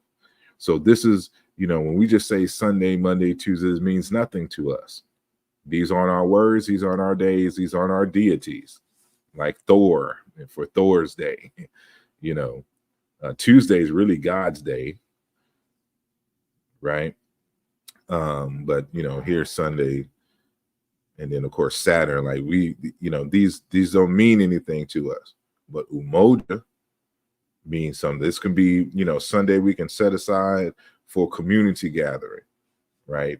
Like we get together, and of course you don't have to follow this strictly every week, but there should be something along those lines somewhere in the Black community, following this every day of the week, 365 days a year, right? So another example is, for those who are more familiar with me, I've been debating and writing on the meaning of the place name Kemet.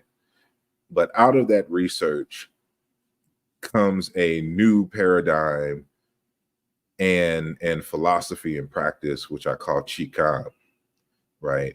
Which is utilizing agriculture and farming to teach life lessons, right? And to also to build economic structures for ourselves, as well as, solve the food crisis, in food deserts and the like. Like this is a whole paradigm. And, one of the texts that I recommend is, for example, Rooted in the Earth, Reclaiming the African American Environmental Heritage, right? So for those of you who are educators, I encourage you to read this text and, find ways to teach about, for example, human relationships via the ritual of growing food in a garden. Like these are creative ways, like pedagogy doesn't have to be in a classroom per se. You can take them out into the garden and you can create whole life lessons about ecology, about human relationships, about respect, about timing, a whole slew of things just by engaging in agriculture activities. And continuing with history, notice the title of this, Reclaiming the African American Environmental Heritage. So you can teach Black history with farming, right? There's just so much that we can do. And so, of course, using graphs, like, for me, it's always the Cosmogram. I always use the Cosmogram as a basis for articulating subject matter. And I always try to reduce everything to 4. And so y'all already familiar with this from the first conversation that we had an hour ago. This is the Cosmogram, and it asks 4 fundamental questions of life. Who am I? Where did I come from? What is my purpose? And what must I do to fulfill that purpose? And so as educators, as students ourselves, we should be asking this of ourselves, and we should be, discovering a path to answer for ourselves all of these questions. And then as an educator, you are to create the paths for your students to discover these answers for themselves, right? And so it's the same slide, just kind of blown up. I use that kind of same motif to discuss culture, for example. And so, there's Dr. Malana Karenga talks about these kind of 7 areas of culture, which I have further reduced to 4. So you have, for example, ethos. So we're talking about ethics and morality. So this is one aspect of culture and development. Then you have cosmology and mythology. And so this is when you're talking about our relationship to sciences, the nature and the universe, as well as mythology. The way that this is more so dealing with pedagogy. How are we teaching and conveying our history and values and certain other important information in creative and unique ways that resonates in the minds of the people who embody the culture itself, right? And then you have motifs. So, these are the signs and symbols and creative visual aids that help in the instruction, that remind people how to act and what ways to be, and inspires them to exist in a certain type of way for maximum harmony and prosperity in life, right? And then, of course, history. So you can't, there's no people without a history. And so your culture embodies the historical experiences that particular population itself has gone through. And so, this is me using the Congo Cosmogram to convey these 4 particular areas and intersecting areas of culture, right? So I also use it to teach values, and the word value derives from a Proto-Indo-European word dealing with power, the ability to make and create things, to make things happen. That's how you know that something is valuable, because it facilitates change in a particular direction. And so, part of the instruction is to inform people about their value, and another part of the instructional process is to have the student become valuable. And so when we're talking about Africana studies and Black studies and Africology, it is fundamentally an exercise in making African people valuable, not only, of course, unto themselves, but to the world at large, in a way that is ethical and non-exploitive, right? So, of course, I like to break things down in 4. And so we have, in the V1 position, intrinsic value, and then we have accumulated value, then you have social communal values, and then we have self-defined value. So when we talk about intrinsic value, we are essentially talking about the essential nature or constitution of the human being as spirit, as a spark of spirit. So remember what I said earlier, that in the African worldview in general, God is existence itself. It is everything and all things at once. So the human being is a particular spark of divine. It's like a drop in an infinite sea and ocean with the same constitution. So this is what we mean by consubstantiation, right? We're of the same substance as the universe, as God, if we use English terminology here, right? Because God is the ultimate value, it is the ultimate power. You existing as part of the infinite divine, you too are valuable. You exist, you are born with value. You are born with vitality. You are born with power. You are born with dignity, and you are born with respect. Deserving. That's the very nature of you existing is what constitutes intrinsic value, right? So when we're teaching what it means to be human and why being human and alive is valuable. And even when we're not here, when we leave this earth, what is the value in that historical part of the cultural wheel in terms of ancestors? How can you even be valuable to the community in death? Right? Then you have in the V2 the accumulated value. So this is the value one accumulates as a result of the acquisition of knowledge and skills. So this is more direct to for the homeschoolers and the teachers and the parents, right?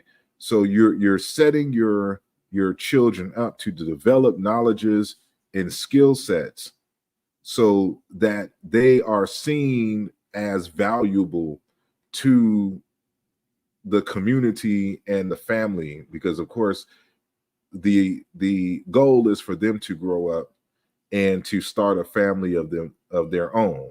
And so, you know, what they learn as a child growing up, the knowledges, the worldview, the skills that they learn is what's going to determine how valuable you are in the marketplace, like to what degree you can take care of your family and expand and leave an inheritance in the life. So this is what we mean. So you have an intrinsic value just you just have because you exist. And then you have accumulated value, which is based upon what you know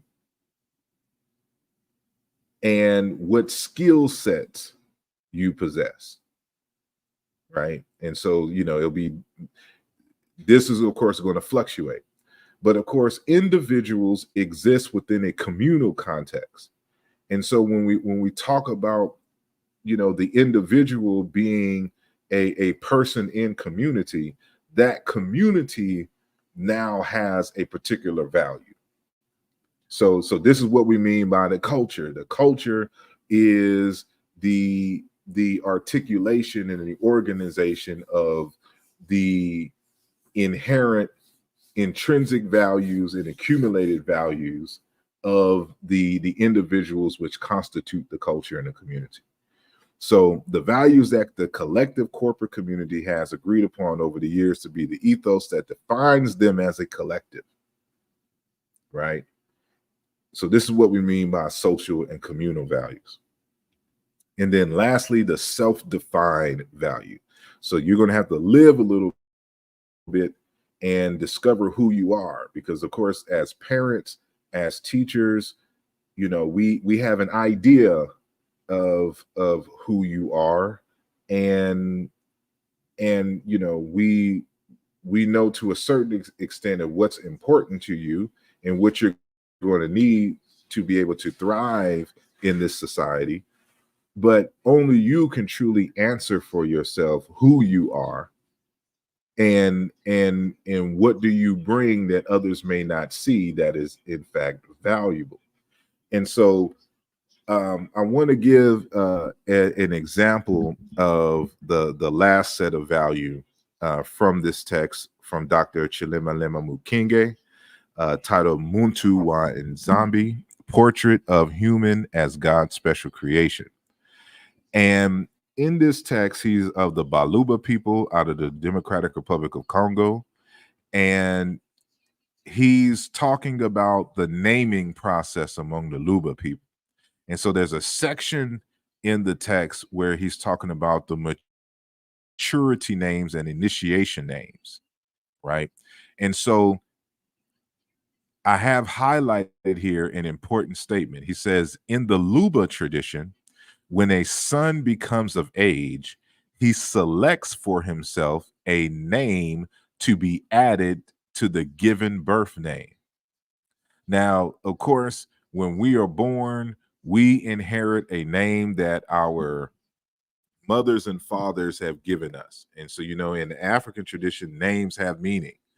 And so it's kind of giving you an idea of who you are. But at this point, you know, after a certain age, it says after he becomes of age and he really kind of understands himself and who he sees himself to be, he then names himself. He adds a name that better reflects who he is or who she is, based on their understanding of themselves or their ideas and goals in life. Right? This is very important when we are talking about, for example, hip hop culture.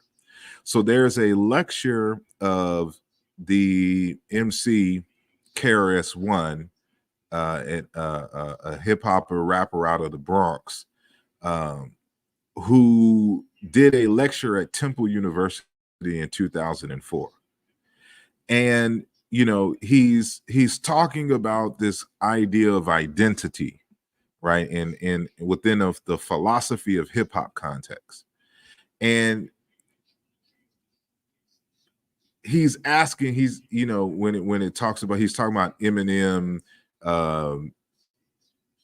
not being white, and, you know, or him not being black, and not necessarily, like, he knows he's a black person, he knows he's a black man, but beyond the racial construct here in America, when we think about what is that, he's asking the question, he's saying that hip hoppers grapple with that concept on the regular. What does it mean to be white? What does it mean to be black? You know, what does it mean to be a human being, right? And so he says, what is that? Black, white. What is that really? See, hip hop deals with that. We're not skirting around the issue. What is an African American? What is that? What do we call ourselves? Why are we calling ourselves what we are calling ourselves? That's why the first step in hip hop, change your name. First step. What are you calling yourself? You want to be a hip hopper? First step, change your name. Why? It breaks you off from a history you did not create. And we can see that hip hop is following in the same tradition as the Luba people in Central Africa in terms of naming ourselves. So, you know, my birth name is Harold Johnson. You know, I have a whole bunch of names, but, you know, when I pledged Alpha Phi Alpha at the University of Houston in 2002, I was given the name Imhotep, but I added Asar. That's my added initiation name, Asar, Osir, right? And of course, my MC name, because I'm a hip hopper, was D-Mate the Prophet. And D-Mate is a word that I made up, meaning unorthodox. Right. And then I had another, my poet name being the Black Lotus. Right. Like as hip hoppers, we have this tendency to just, we have to give ourselves names, because it's, you know, you couldn't name me, you know, correctly. Right. And so I bring this up because this is a way that you can teach history and culture. Have a session, you know, when you're studying African languages and cultures and whatnot, and you ask your students, if you can name yourself, what would you name yourself and why?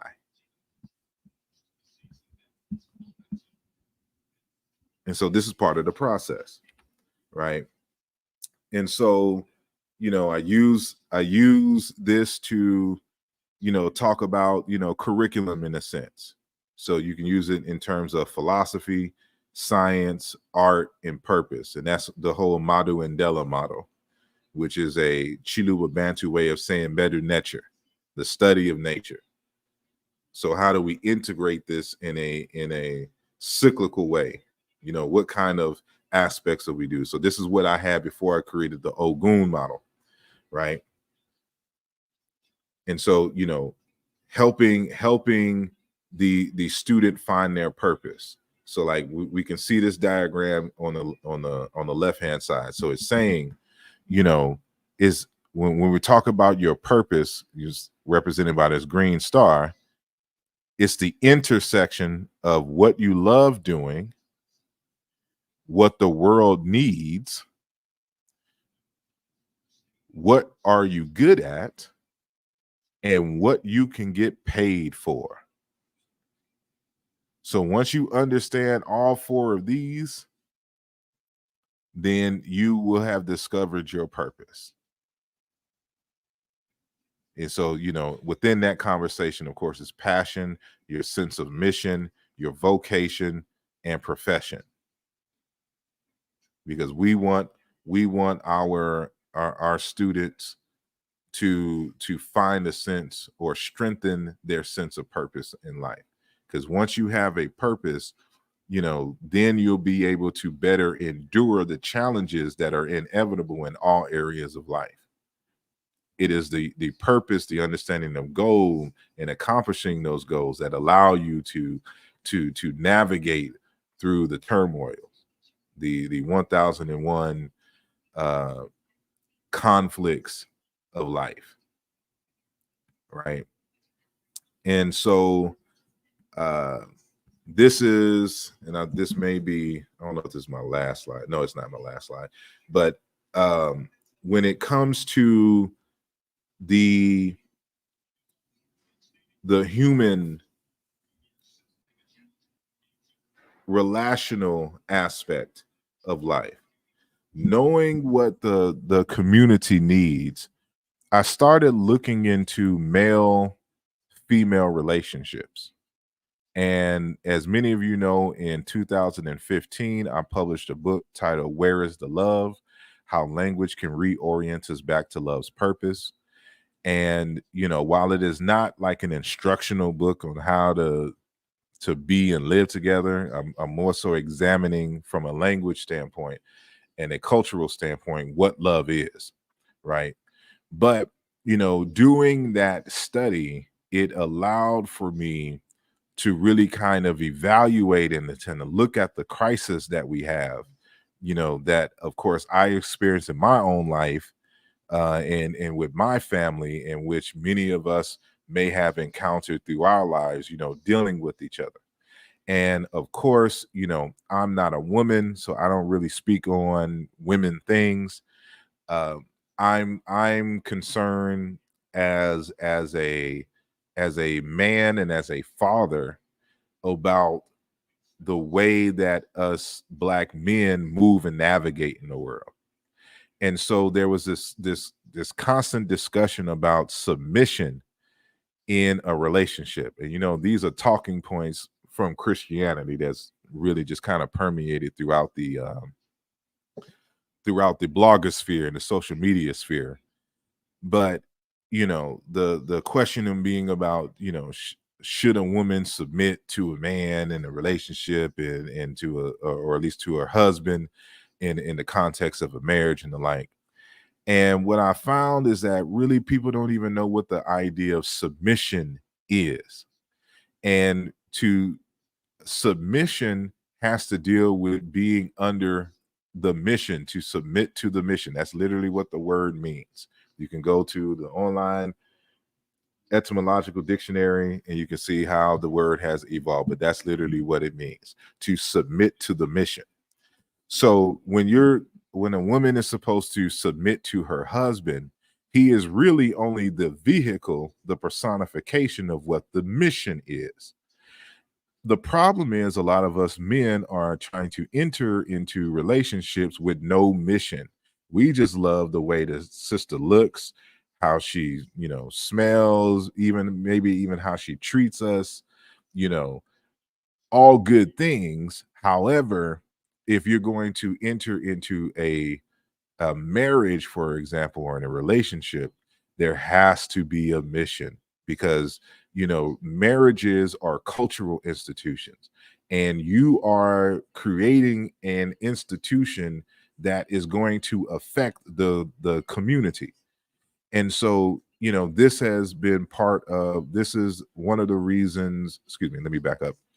This is one of the issues that we have as a result of the transatlantic slave Holocaust, right? It has stripped us of our indigenous understandings of male-female relationships, of community relationships, and knowledge and the like. So, culture is designed to solve human problems. And so one aspect in which I use the Congo Cosmogram as a pedagogical and teaching tool is in this concept of creating a generational plan. And so this is especially for you men and young men who are listening to this, that you need to have, from this moment going forward, to have a 200-year plan, intergenerational plan, right? And I broke it up into four processes. One is dealing with the architecture and self-healing. So this is the this first leg is when we're studying on how to be better people, how to be better men and husbands, and healing from any kind of traumas that may have resulted for just existing in the environment we existed, right? And developing the plan. So that's what we mean by architecture. You're developing the 200-year plan in this process, and you're putting you're doing the necessary steps in to realizing this program. And so this is a plan. Of course, you're not going to live 200 years. You're creating this outline and plan for your family, that your family, this is a relay. So if you understand what these circles mean in this concept of secular time, it is a relay torch, and you're passing the baton off at each segment, right? So the next one is the asset and accumulation and education aspect of the process. So some of these things will overlap, you can do in your lifetime. Others you're going to have to build in the next generations, right? And then the third one is the evaluation of security measures. You know, how do you secure all of this, and discovering ways people can try to come and damage the generational wealth process or aspect of this 200-year plan. And then you have the evaluation and the end of the cycle, and it starts over again. And so you're setting up processes, and we can, you know, have another discussion in full of what the details are of this. But the point is that you're developing a plan for your family. So now when you're looking for a woman, it's more purposeful in the relationship, because you're trying to find someone who has a similar vision and plan. So then, you know, if that discussion is even relevant in the future, now you can really talk about submission. It's submitting to the mission. Do you find a woman who has similar values and has the same vision for family that you do? And of course, there's the compatibility, y'all get along and all other kinds of things. Then y'all can start working together on the mission. And you keep this, and you instruct this. So this is important here, because for those of you who are homeschooling your own children, it is, you know, if you was to adopt something like this conversation starts with them early. So you'll be teaching them about the 200-year plan and the cycle and the plans and or whatnot, and how they can develop and contribute to that in terms of family. And so, you know, it's all interwoven and integrated. But, you know, again, we're visual people. This is something that they can see, and this is part of the pedagogical process. And so I mentioned mythologies earlier. And how much time do I have?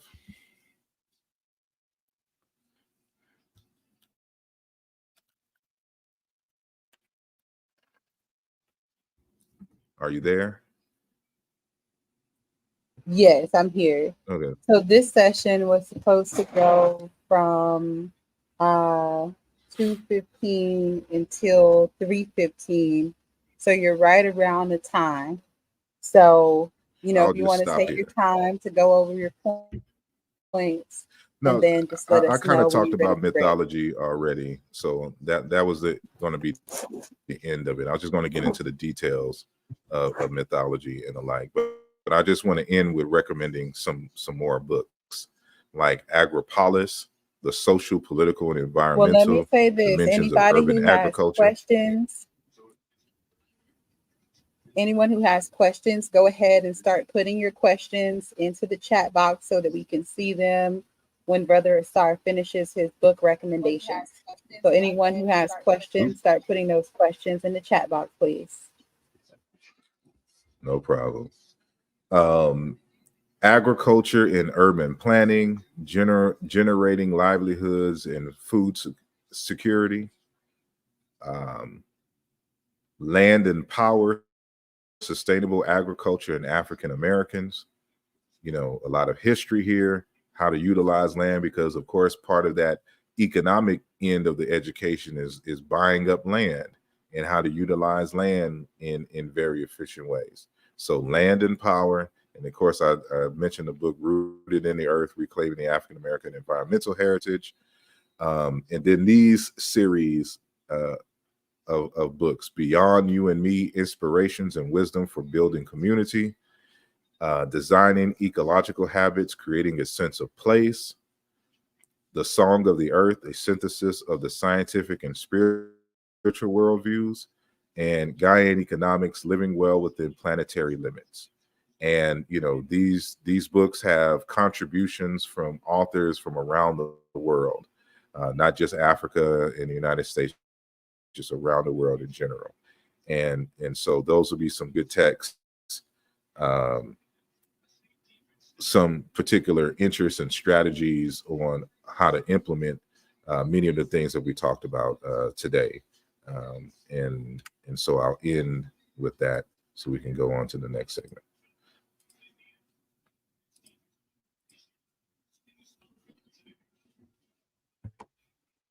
Okay, wonderful. So anyone who has questions, go ahead and put them into the comment section now. Any questions, go ahead and put them into the comment section now.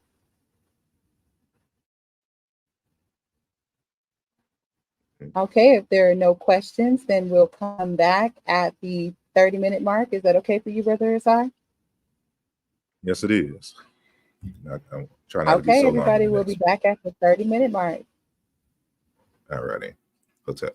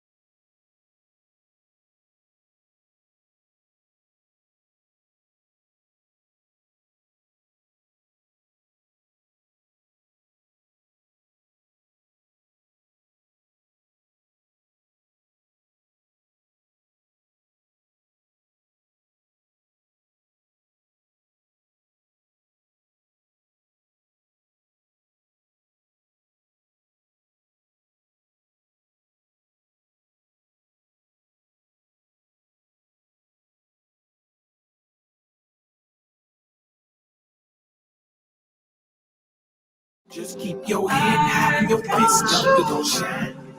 Just keep your head high and your fist up, we gon' shine. Just keep your head high and your fist up, we gon' shine. Get up off of your and do something, and do something. Get up off of your and do something, and do something. Get up off of your and do something, and do something. Get up off of your and do something, and do something. Call me a nigga, but it means Nate Goose. A leader for the people, I can never be reduced. Like Pac with a gun in the middle of that juice. But these record companies wanna put me in a noose. Modern day slave in the home of the brave. We just trying to get paid for they put us in the grave. Never been afraid, yeah, they got me in the bag. So I don't give a hell about your Confederate flag. Born in a city where the gritty die young, with a pity by guns to protect themselves. 25 lifers with their hands in the air, horse there screaming out, better check yourself. Like you with the boys in the hood, jumping out the low rider with my house slippers on in the middle of the swap meet, selling vinyl at the backseat, going gold on the street. Let me take you down. Stand for what you believe. Don't let them take your crown. Be stronger, you can achieve. Don't let them take you down. Stand for what you believe. Don't let them take your crown. Let them take your crown. Be stronger, you can achieve. Let them take you down.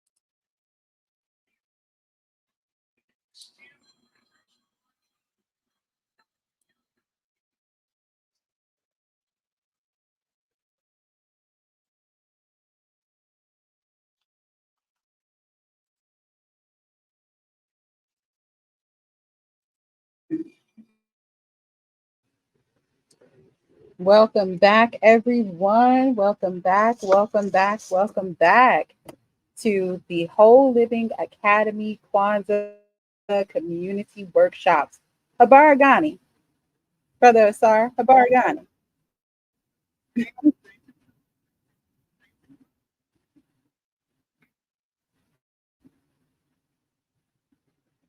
Oh, you're on mute. You would think that the person who codes knows how to unmute uh, when it's time to get started, but obviously I can't. Yes. Can you hear Morning me now? I can hear you. I can hear you. I was talking and had the mute button pressed, I should say. Oh, no problem. Yes. So I said Habaragani, Brother Asar. What's the news? What's the, I get confused at Yes. Kwanzaa time because I go by my weekly Kwanzaa, Well, today would be Nia purpose, which is really right on time in terms of all of the information that you're sharing today, because it all ties directly into purpose. And in one of the earlier talks, you even went into detail with understanding our purpose and how that connects to um, what we're passionate about and what we're able to make income from. So many jewels here today. So if you're just joining us, be sure to go back and watch the replay of the earlier talks as well. Now we are going into the final talk for this afternoon or this evening, depending on where you are, which is African languages for homeschoolers. But really, even if you're not yet homeschooling, or you haven't made a plan for homeschooling, you can still begin to understand African languages and have a basis for that, to be able to introduce languages other than just what has been, pushed upon us through colonialism to our children. We say, okay, we want our children to learn Spanish, to learn French, to learn Mandarin Chinese in order to be globally competitive in the workforce. And Brother Asad, just before you begin, what would you say about that? What would you say about people who say that our children don't need to learn African languages because it doesn't make them globally competitive in the workforce? And you're on mute. I would say that one is crazy because of what is happening in Africa. One, the idea of Pan-Africanism emerges in the diaspora. And we've decided a long time ago that Kiswahili should be the Pan-African language, right? And, there's a lot of issues and things that have been going on over the years with coups, corrupt governments, external forces, and the like. But recent activities is kind of forcing African people to come together. And Sheikh Anta Diop, one of his major texts was Black Africa, an economic and cultural basis for a federated state. And so it has been in the minds of many African scholars to create one African state, right? And it's going to be incumbent upon us of the diaspora to reclaim African languages to be able to communicate with African people, not just in a way of, or for the reason of just ancestral memory and for culture, but to be able to communicate and create markets and exchanges with each other. you know. And for example, some of us are moving back to the continent in large numbers, and so it would be incumbent upon them to learn the local languages, or at least one of the major languages. And then you just have to have, you know, this is where that accumulated values comes in. Like, you become more valuable the more languages you learn and the whatnot. So if you're able, like, if you intend to like do business in Nigeria, for example, learning Yoruba or Hausa is vital for that process, right? And so then you can really engage the culture and understand what is needed there if you're bringing any goods and services there, and you know what the markets are like, or what can they offer, you know, us or whatnot. So being able to communicate with in the native language will help you to facilitate better those relationships. And you know, outside, you know, and I have a scholarly aspect of that in role that you know, for historical purposes, you know, learning the language and linguistics, and we'll get into a little bit of that in the lecture. But another thing that people don't realize is how much learning languages helps you in other areas. And so we'll get into that in the lecture, so I don't necessarily repeat it. So I'm gonna try to make this one shorter so we have more time for question and answer if they have it, and we'll get into it.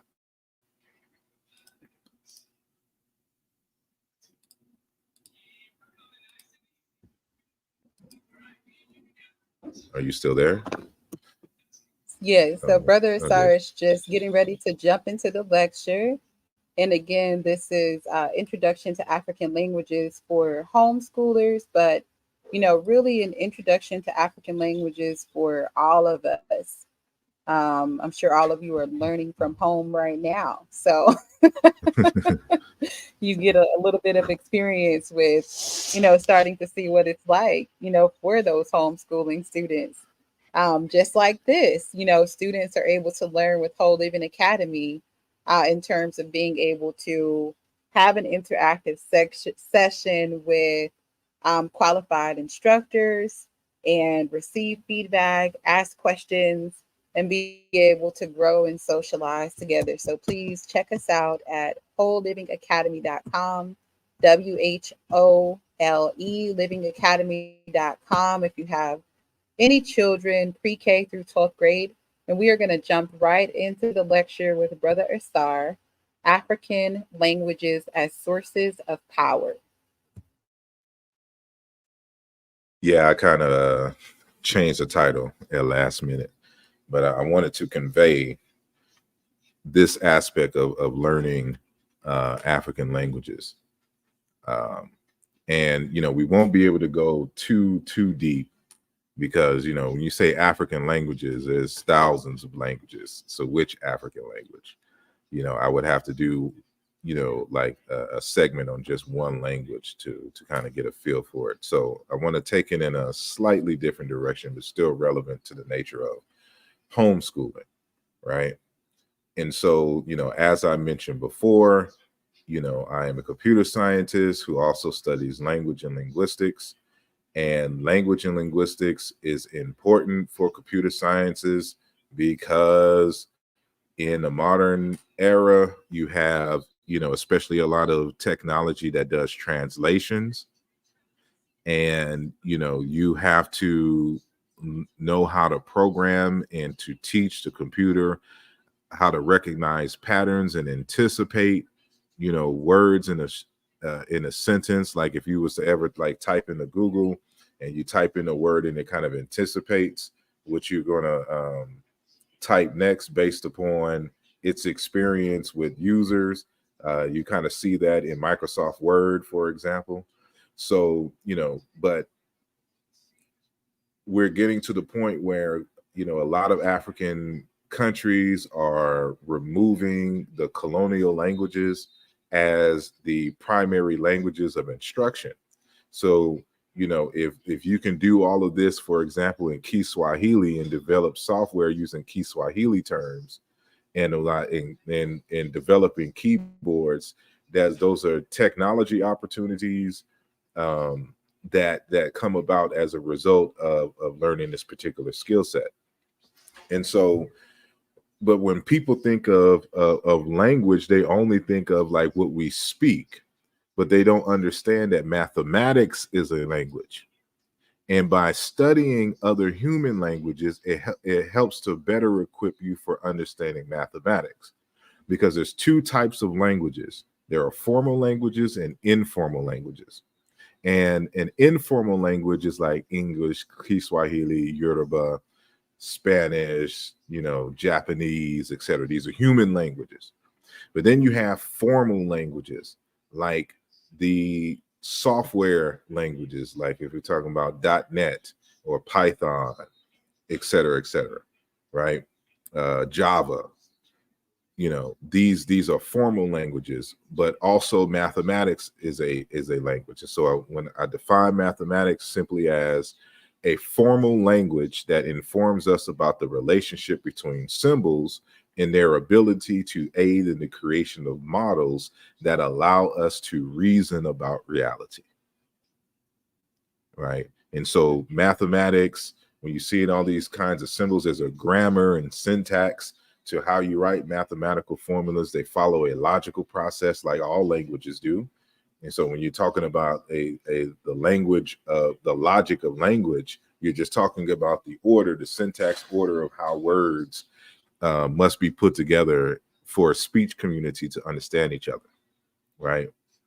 And so I'm not more so on the language learning side of linguistics, but, you know, because I'm more on the historical, the theoretical side of linguistics. And so, but to help people to understand the nature of linguistics, it is a scientific study of language. It gives us a better understanding of the nature of human language and contributes to our understanding of the human mind, which is why, for example, when we talk about the cognitive sciences, notice linguistics connects to neuroscience, psychology, and of course, anthropology. Like all of this works together. And you can see that from this definition here. And so a linguist are scientists who study the general properties of grammars, the universal properties found in all languages, and the specific properties of the grammars of individual languages.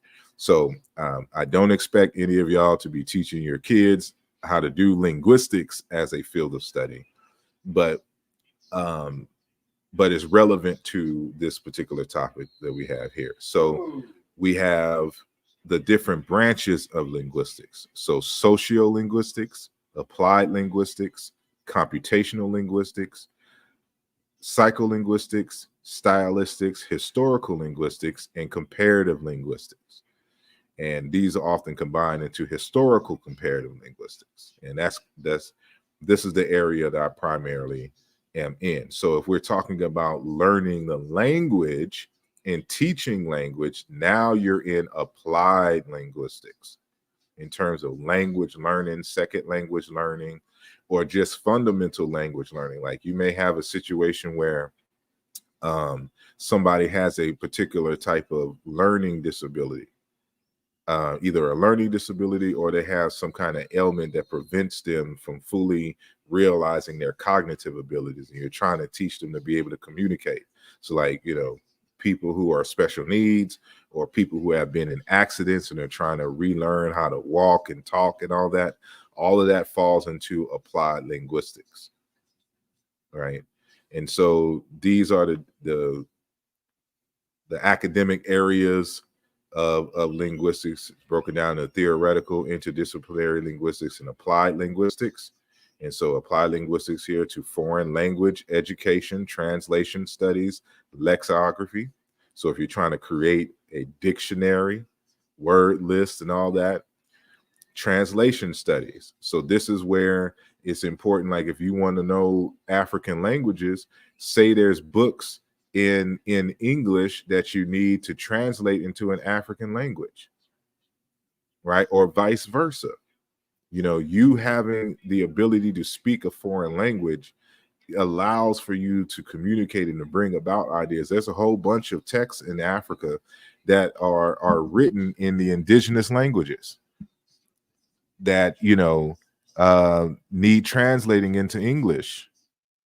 Or better yet, we learn, like, let's say that Kiswahili is the main language, that the lingua franca that we all communicate with. So we can take all of these ideas and translate them into Kiswahili and start reading Kiswahili texts, math books, science books, fiction books, mythologies, even linguistic studies, right? All that can be done.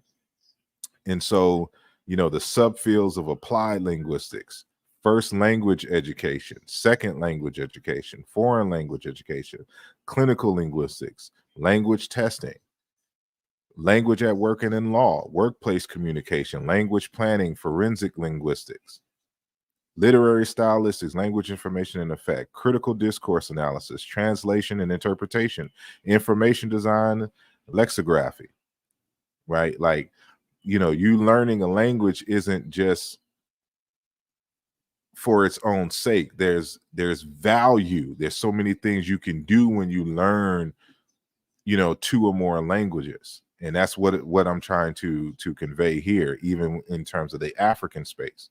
Like, there's so much potential for Africa in general, and those of us in the diaspora are creating markets, you know, to go in between into Africa and the like. So I repeat this here to show that, you know, by understanding language and linguistics, you can enter into other fields very easily. You know, and one book that I recommended, I use for my Intro to Linguistics course, is African Voices, an Introduction to the Languages and Linguistics of Africa. This is a supplementary text here, an introduction to language. But there's very few texts for learning how to do linguistics using African languages. So this is a good text here, right? So, but why study languages and linguistics? What is linguistics and why study it? This is a screenshot that I have from the University of Arizona. And it tells you, you know, it gives you some ideas on why you should study it if you have these particular issues. But these can be applied to African languages, the study of African languages and linguistics unto itself. So, for example, it says, many people think that a linguist is someone who speaks many languages and works as a language teacher or as an interpreter at the United Nations. In fact, these people are more accurately called polyglots.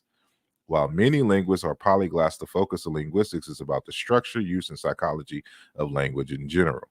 Linguistics is concerned with the nature of language and communication. It deals both with the study of particular languages and the search for general properties common to all languages or large groups of languages. It includes these other sub areas. I'll skip that for now. But notice here it says, although linguistics is still largely unfamiliar to the educated public, it is a growing and exciting field with an increasingly important impact on other fields as diverse as psychology, philosophy, education, language teaching, sociology, anthropology, computer science, and artificial intelligence. And so I'm saying, if you learn different languages and learn about language in general, you know, these particular fields open up to you. So remember, we always have to have the end mind and goal, because we're helping children to understand their purpose in life and particular paths for being able to achieve their life's objectives. Right. So if you let them know that by learning different languages and studying languages, especially African languages, allows for you to enter into these particular spaces in ways that others cannot. Right. And so you can, you know, if they was to get a BA in linguistics, for example, you know, this could be coupled with a concentration in courses in computer science and obtain a position in a company like Macintosh, IBM, Microsoft, creating computers that would comprehend and produce human languages. And so when we need more people who speak African languages who are also computer savvy and in the computer science fields, so that, you know, we can create our own software in our own languages, our own operating systems, our own, you know, everything, right? But you're going to have to be grounded in the culture of the people, anthropology, language, and of course computer science, and of course the psychology. You know, how do you translate this into experience? You know, there are jobs out there, there are opportunities, career opportunities, business opportunities for individuals who understand the importance of this. You know, another aspect of it from the same website, in talking about if you receive a BA in linguistics, you know, and do graduate coursework, you know, you can also consider getting into law, because understanding the nature of language and the meaning of words and things is very vital and important when doing law, right? A BA in linguistics coupled with courses in computer science, philosophy or psychology, and can go on in the cognitive sciences, as I mentioned earlier, in order to teach at a college or university or to work in the industry on problems involving language and artificial intelligence. You know, artificial intelligence is taking over in many respects. And if we don't have people who understand the nature of languages and how to program in these languages, using both formal and informal languages, then, you know, we're in trouble. So now you can see in many universities, like in Illinois, you have a combined degree program with computer science and linguistics, you know. And so now getting on the African languages part, you kind of got to know how African languages are organized and what they consist of. So, you know, the more popular way of grouping African languages was initially organized by this individual here, Dr. Joseph H. Greenberg. And so you have what they call the Afro-Asiatic languages, Nilo-Saharan, which is in the yellow, and is supposed to be the so-called distribution of these languages that belong to these phylums. Here, you have Niger-Congo A in the red, Niger-Congo B, which is Bantu, and Khoisan in the green, and then Austronesian. This is not an African language, but it's on Africa, because, you know, these people coming from the Melanesian islands moved here. And ancestrally, my mother's line may come from Madagascar or Mozambique. And so the Africans that you find in Malagasy came from Mozambique. And then the Asians that live there from the that speak the Austronesian languages, they came and settled there. So you have a good mix of people right here in this spot. But that's neither here nor there. But that's part of African history. So, you know, these people here who spoke Swahili and Makua and the like, and even some of the Zimbabwean languages, like came from this area, and it ended up in the United States. But African people have been in the process of organizing African languages as well. And, you know, this is our, you know, great scholar, Dr. Theophilo Benga, who is a historian, Egyptologist, and linguist out of the Congo. And he wrote a book here that's in French, but how do we translate this? The Common Origin of Ancient Egyptian, Coptic, and Modern Negro African Languages, right? Introduction to African Historical Linguistics. So, and so he's also the creator of the Review Unc, or the Journal Unc, that you can find online. You can purchase certain books from there and get it mailed to you. And, you know, he broke down the languages into Negro Egyptian, and then Berber, and then Khoisan. So Negro Egyptian is supposed to consist of Ancient Egyptian, Coptic, and the Cushitic languages, Chadic, Nilo-Saharan, and Niger-Kordofanian. So really, he still kind of maintains Greenberg's classification, but he puts them all into one group called Negro Egyptian, minus the Afro-Asiatic. So he gets rid of Afro-Asiatic, kicks Semitic out, and Berber is its own family, and but Semitic languages he doesn't consider an African language, right? But so you're going to have to know about, when you're studying African languages, what are the languages and how they are grouped by certain scholars, right? And so then we have Jean-Claude Mboli, also out of the Congo, but the Republic Democratic of Congo. And this is his text, The Origin of African Languages. And, he redoes in Theophilo Benga's Negro Egyptian or Black Egyptian language family and builds it from scratch. And so he calls it Negro Egyptian and Negro Egyptian Post-Classic. I've renamed it for various different reasons. And this is my renaming of his groupings. And so I call it Chiankanda, Chikulu meaning ancient. So this is ancient Chiankanda. So Chiankanda is the larger, most ancestral language. So everything belongs to Chiankanda. This is cognate with the word Kemet in ancient Egypt. And then you can further break it down to Chiena Intu and Kabed. And this is what gives us Proto-Semitic once these Africans left out of Africa. But that's another conversation for another time. But then you can see, from the model that we use, these two different branches here, the Bere branch and the Behir branch, that they came from Central East Africa, and the Bere branch, which is this one right here, became the Bantu languages, Zande, Middle Egyptian, Bambara, and Ahasa in Nigeria here. And the Beher branch became the Luo language, Nuer, Wolof in Senegal, Sango in Congo right here, Somali, Coptic, and Zerma, right? And so, so you can't have a discussion about African languages without talking about the nature of relationships and them moving and spreading in their migrations over time, right? And so this is our Chiena Intu organization of the languages. I won't go into that at the moment. That's not relevant. But I've also argued that the Sumerian language, which was over here in Iraq in ancient times, ultimately come from Africa in the same branch as the Middle Egyptian, and Bantu and Hausa derived. And it's more so, we would say, is actually kind of closer to the Mande languages, which will also be over here on this side.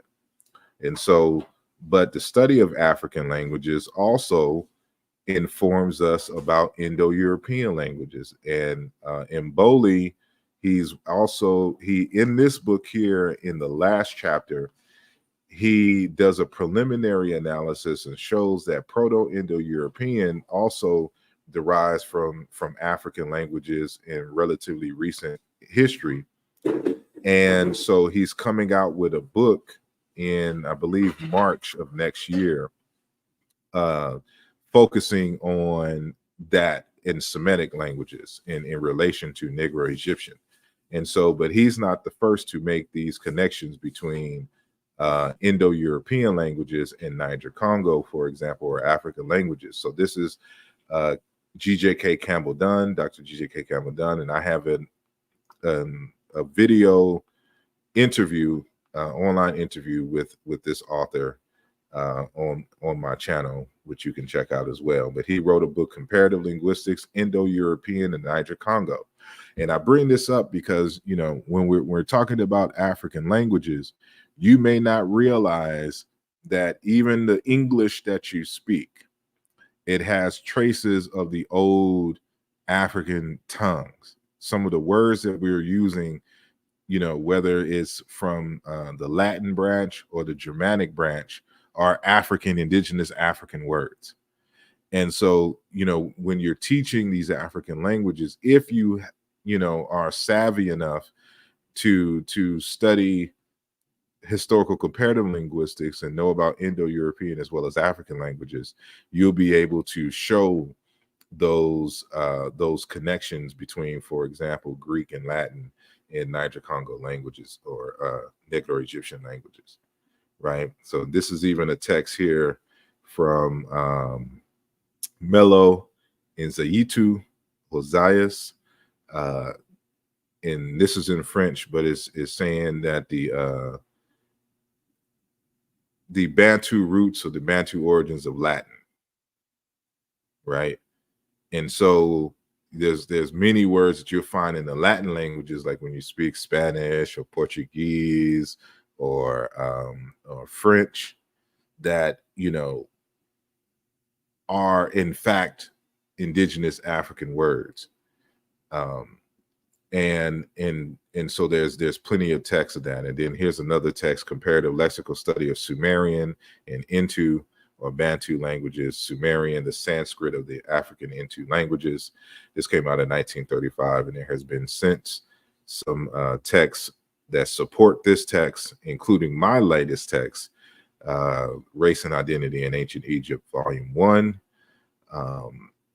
which I have a chapter dedicated to the relationship between Bantu and Sumerian, right? And so, like,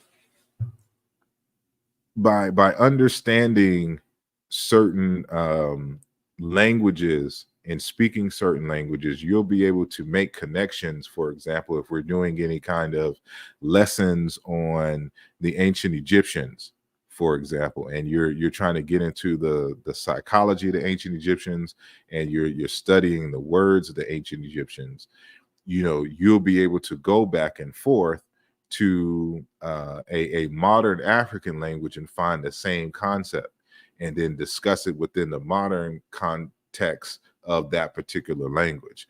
So, for example, I call the ancient Egyptian language Chikam, and so I'm comparing here two different dialects of Chikam with the Chiluba Bantu language out of Central Africa. So we have this word here meaning, is KM. There is no vowels that are shown here because the ancient Egyptians, to our knowledge, did not write out their vowels. So we have KM, complete, or in verb form, to put an end to. And there's a dialect variant of this, which is Semeru. These are both suffixes on the root, meaning complete, right? This is a nominal. And sorry for the loud noise in the back again. So, and then, but in a Chiluba language, this root is Sula, to be finished, completed, be tired, exhausted. And so we have Kim, profit, to pay. And then we have Isu, because M becomes W, in the word for payment. But in Chiluba, Sela, to pay, the dowry of a wife, Insala, price, right? And so in Chikam A, we're missing a term here for Semer, windpipe, lung. But it's present in Chiluba as Chisulu Sulu, lung. So notice that I'm matching the consonants in each of the languages in the first consonant position. So K corresponds to S, and S corresponds to S in the three languages and dialects here.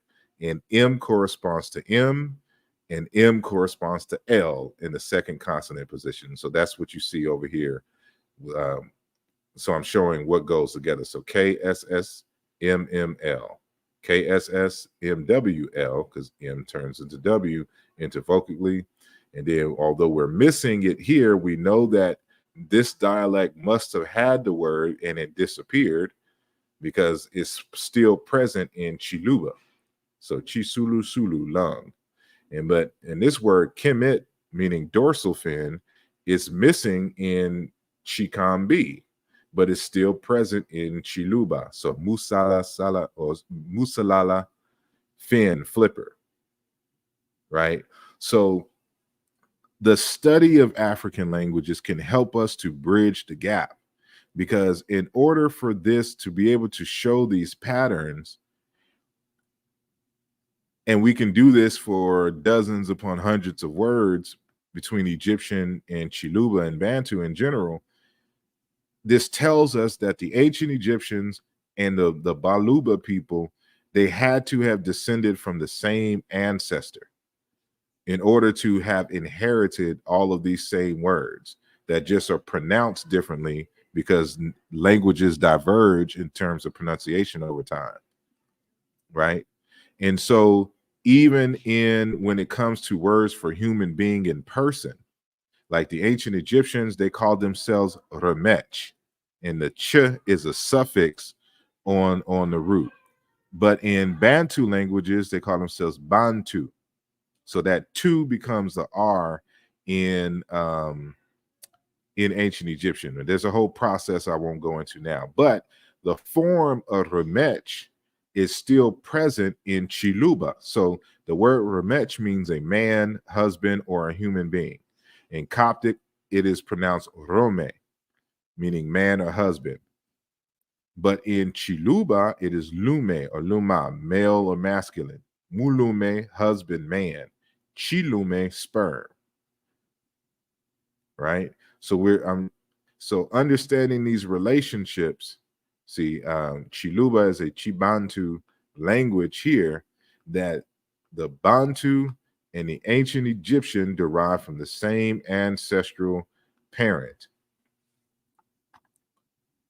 So one of the benefits of studying these languages is that you get a better sense of continuity and camaraderie with other African people, because you understand that they're saying words differently, but they're the same words in this language as in this other languages, right? And so you come to find out that word for person is found all over Africa. Rome, remech. In newer languages, Ram, Dinka, Ran, Dinka, Lan. In the Beja, Raba. Oromo, the very name Oromo is for man or person is Oromo. In Somali is Lab, meaning he. In Sango, Lo. And of course, Luba and Kikongo, Mulume, Noon, Lome, Inlumi, right? Mulumi, Onomo. So when you go over here for the Dogon, most people think that the word Nomo simply means water or fish, but Nomo actually also means person. Dime, person. Rime, Rime, in these Mandaish type languages. Right? These are various different ways to say human being, a person, a man. And even in Sumerian, Dam or Urun. So, in a far language, Numu, Num. These are very important. So when you're talking about the ideas of our great ancestors, I can show you that the ancient Egyptian word ma'at is in the Kikongo language. And so remember, the Bakongo people, many of them were caught up in the transatlantic slave trade. Many of us in the United States have an ancestry with the Bakongo people. So if you want to, learn Kikongo, there are courses out there and places that you can learn Kikongo, and you'll learn the living variant of these ancient words that you find in ancient Egyptian. And so, this word mod, we say mod, but that's not how you pronounce it. Real, true, right, just, fair, correct, proper is in Kikongo lunga, be accurate, right, be exact, perfect. Truth, right, doing righteousness, ma'at, is nlungu, justification, a state of being just, justice, righteousness, blameless, completeness. This is the same root that gives us the name Kalunga, a name for God among the Bakongo people. But that word Kalunga is cognate with the word Ma'at. So they have a variant of this word in the language in Kikongo. So, when we're having these discussions about African languages and the like, and you using these terms, these are the more ancient variations that you find in the hieroglyphs, and these are the modern pronunciations of the same concepts and terms. And so I don't want to take up, I was going to go here because we, you know, not only in terms of language, in terms of voice and speech, but the study of nature is a part of the language learning process. And so this is the book that I was talking about, of Life and Health by Alexis Tangon, The Language of Art and Religion in an African Medical System. And so he reminds us here, he's talking about broadly the linguistic expressions and their different forms seek to express life as a consciousness that is experienced in different objectified bodies and objectified forms, right? Hence, there is a language independent of the culturally, linguistically constructed human linguistics and languages that humans use to communicate with each other, via which communication between all life forms tend to take place. The special language is embodied and concretized in religion and art. In other words, religion and art constitute the language via which African scientific knowledge is processed, accessed, and understood. Above all, the foundation of this language and the knowledge relates to understanding the process of life transmission, sustenance, and healing. And so this is the language of life. It's a proto-language. So studying these African languages also includes studying nature and how language communicates, expresses itself in that context. So with that said, I end this discussion, and I'm going to have to get out of this place soon. So I have about 5 minutes that I can do question and answer, and we can go from there. Sounds great. And this has been such an amazing series of lectures. So I just want to thank you again, Brother Asar, for coming and sharing all of your knowledge with us today. I will pick a few questions here from the comments. Let's see. They're also involved. So I'm just going to throw a few of them at you, and you can kind of pick and choose what you want to answer within the 5 minutes that you have. First, we have, what would you point out as one of the major consequences of our diaspora playing a little to no part at all in technological leaps we are currently witnessing, be it AI or aerospace activity? Another question that's here is, which African languages do you recommend? Another question is, can Swahili connect us to the Chicom, Wolof, and others?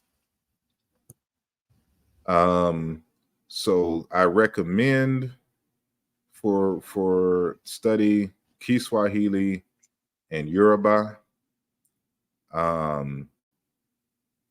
Chiluba is good as well, but Kiswahili for as the Pan-African language.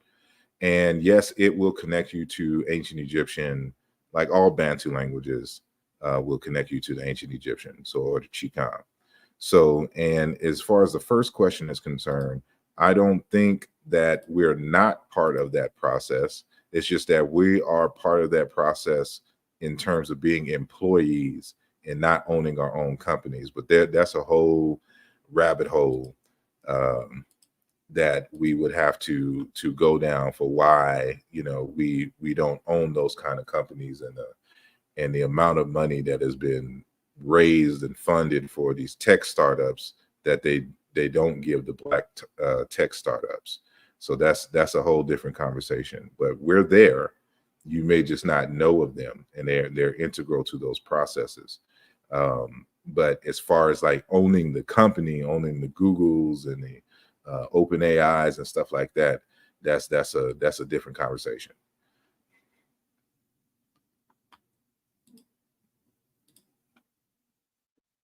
Was that it? Okay, so there's also, should African Americans use Swahili as lingua franca to expedite our development?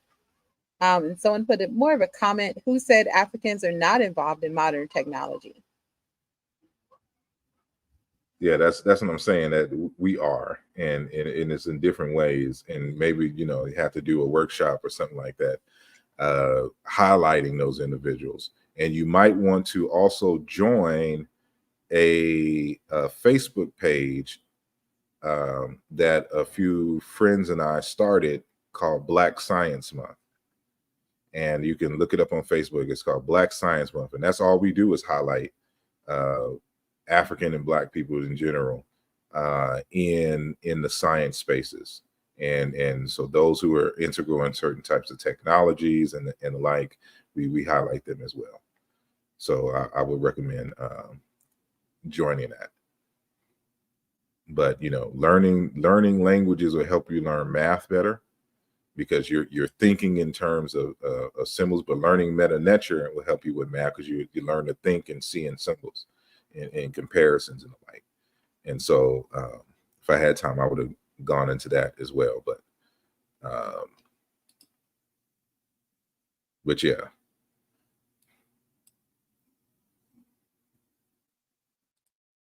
Okay, I don't know if you have any more time, but the only other question that I see here is, should our planning, this is from earlier, should our planning include instances of relocation, reorganization of current government structures, etc.?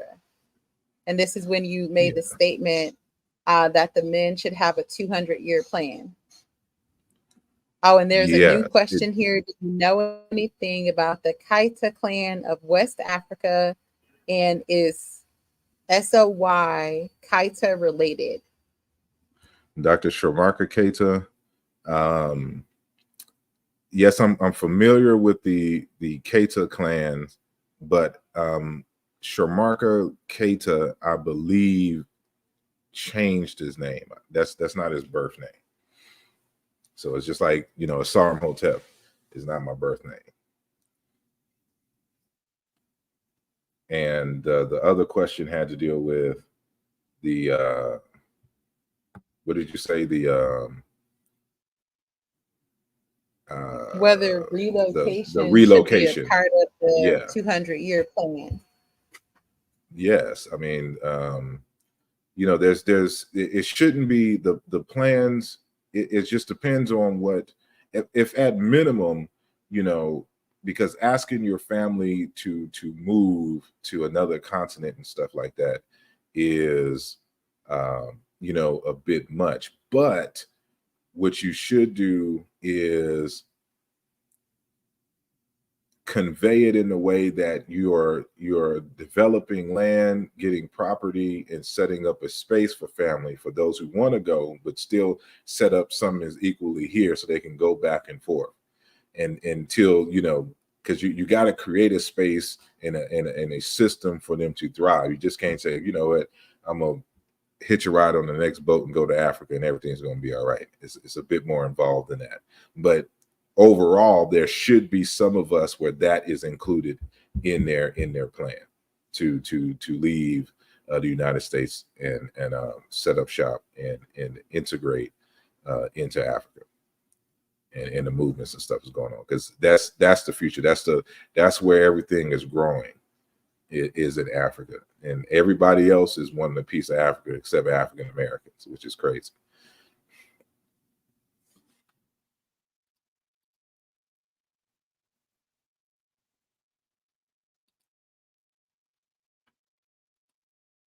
So, but yeah.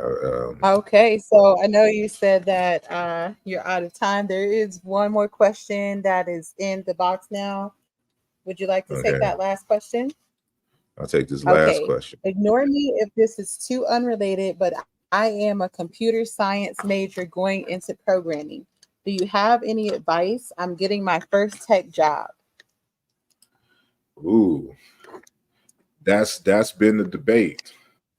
Or that's been a serious question as late as a result of AI.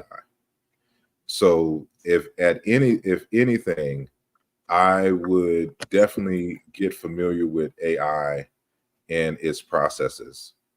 And so as a computer science major, you're taking a lot of math courses and statistics and the like.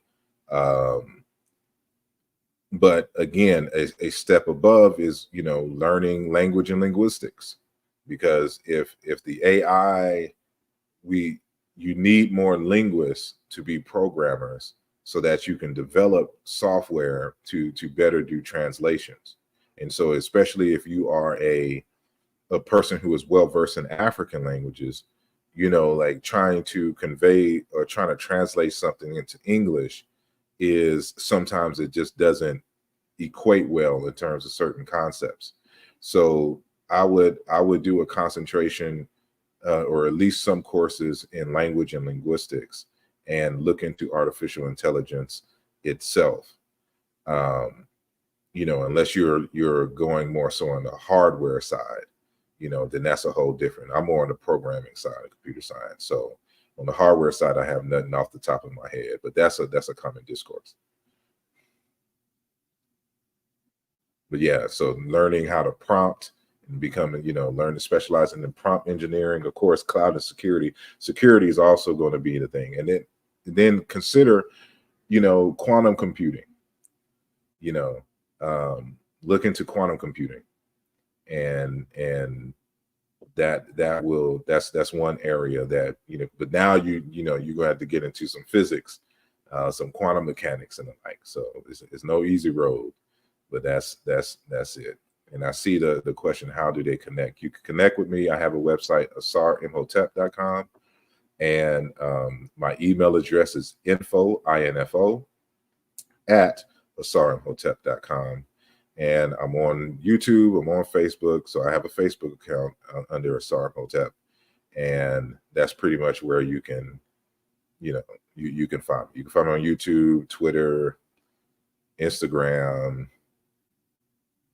I'm on TikTok.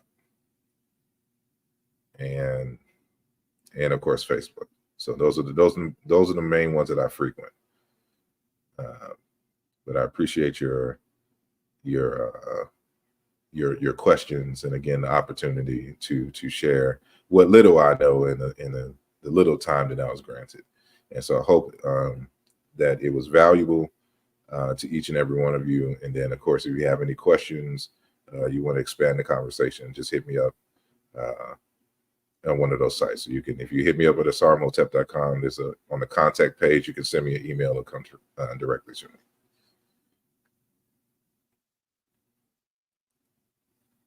Well, I just want to thank you so much again, Brother Asar, for coming and having these 3 lectures with us today about the introduction to Africology for homeschoolers, African-centered teaching methods and pedagogy, and this wonderful lecture that we just had about the power of African languages.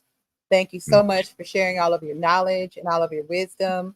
Again, for those who would like to follow Brother Asar, you can go to asarimhotep.com or email him at info@asarimhotep.com, or follow him on Instagram, Facebook, all of those platforms. Thank you again for coming today, everyone, to our Whole Living Academy Kwanzaa community workshops. We will be picking up again tomorrow with 3 more amazing workshops. So please subscribe to the YouTube channel for Whole Living Academy, WHOLE, Whole Living Academy, so that you can be abreast of those workshops starting tomorrow at the same time, 1 p.m. Central Time. And we will also have workshops taking place on Monday. So please subscribe to our channel, follow us on Facebook, Instagram, whichever channels that you're primarily using. We'll be live streaming on all of them. And if you have children pre-K through 12th grade, then please reach out to us for a free 15-minute consultation so that we can help you to select an educational plan that's really going to bring the best out of your children. Happy Kwanzaa, everyone. And we look forward to seeing you again tomorrow. Peace.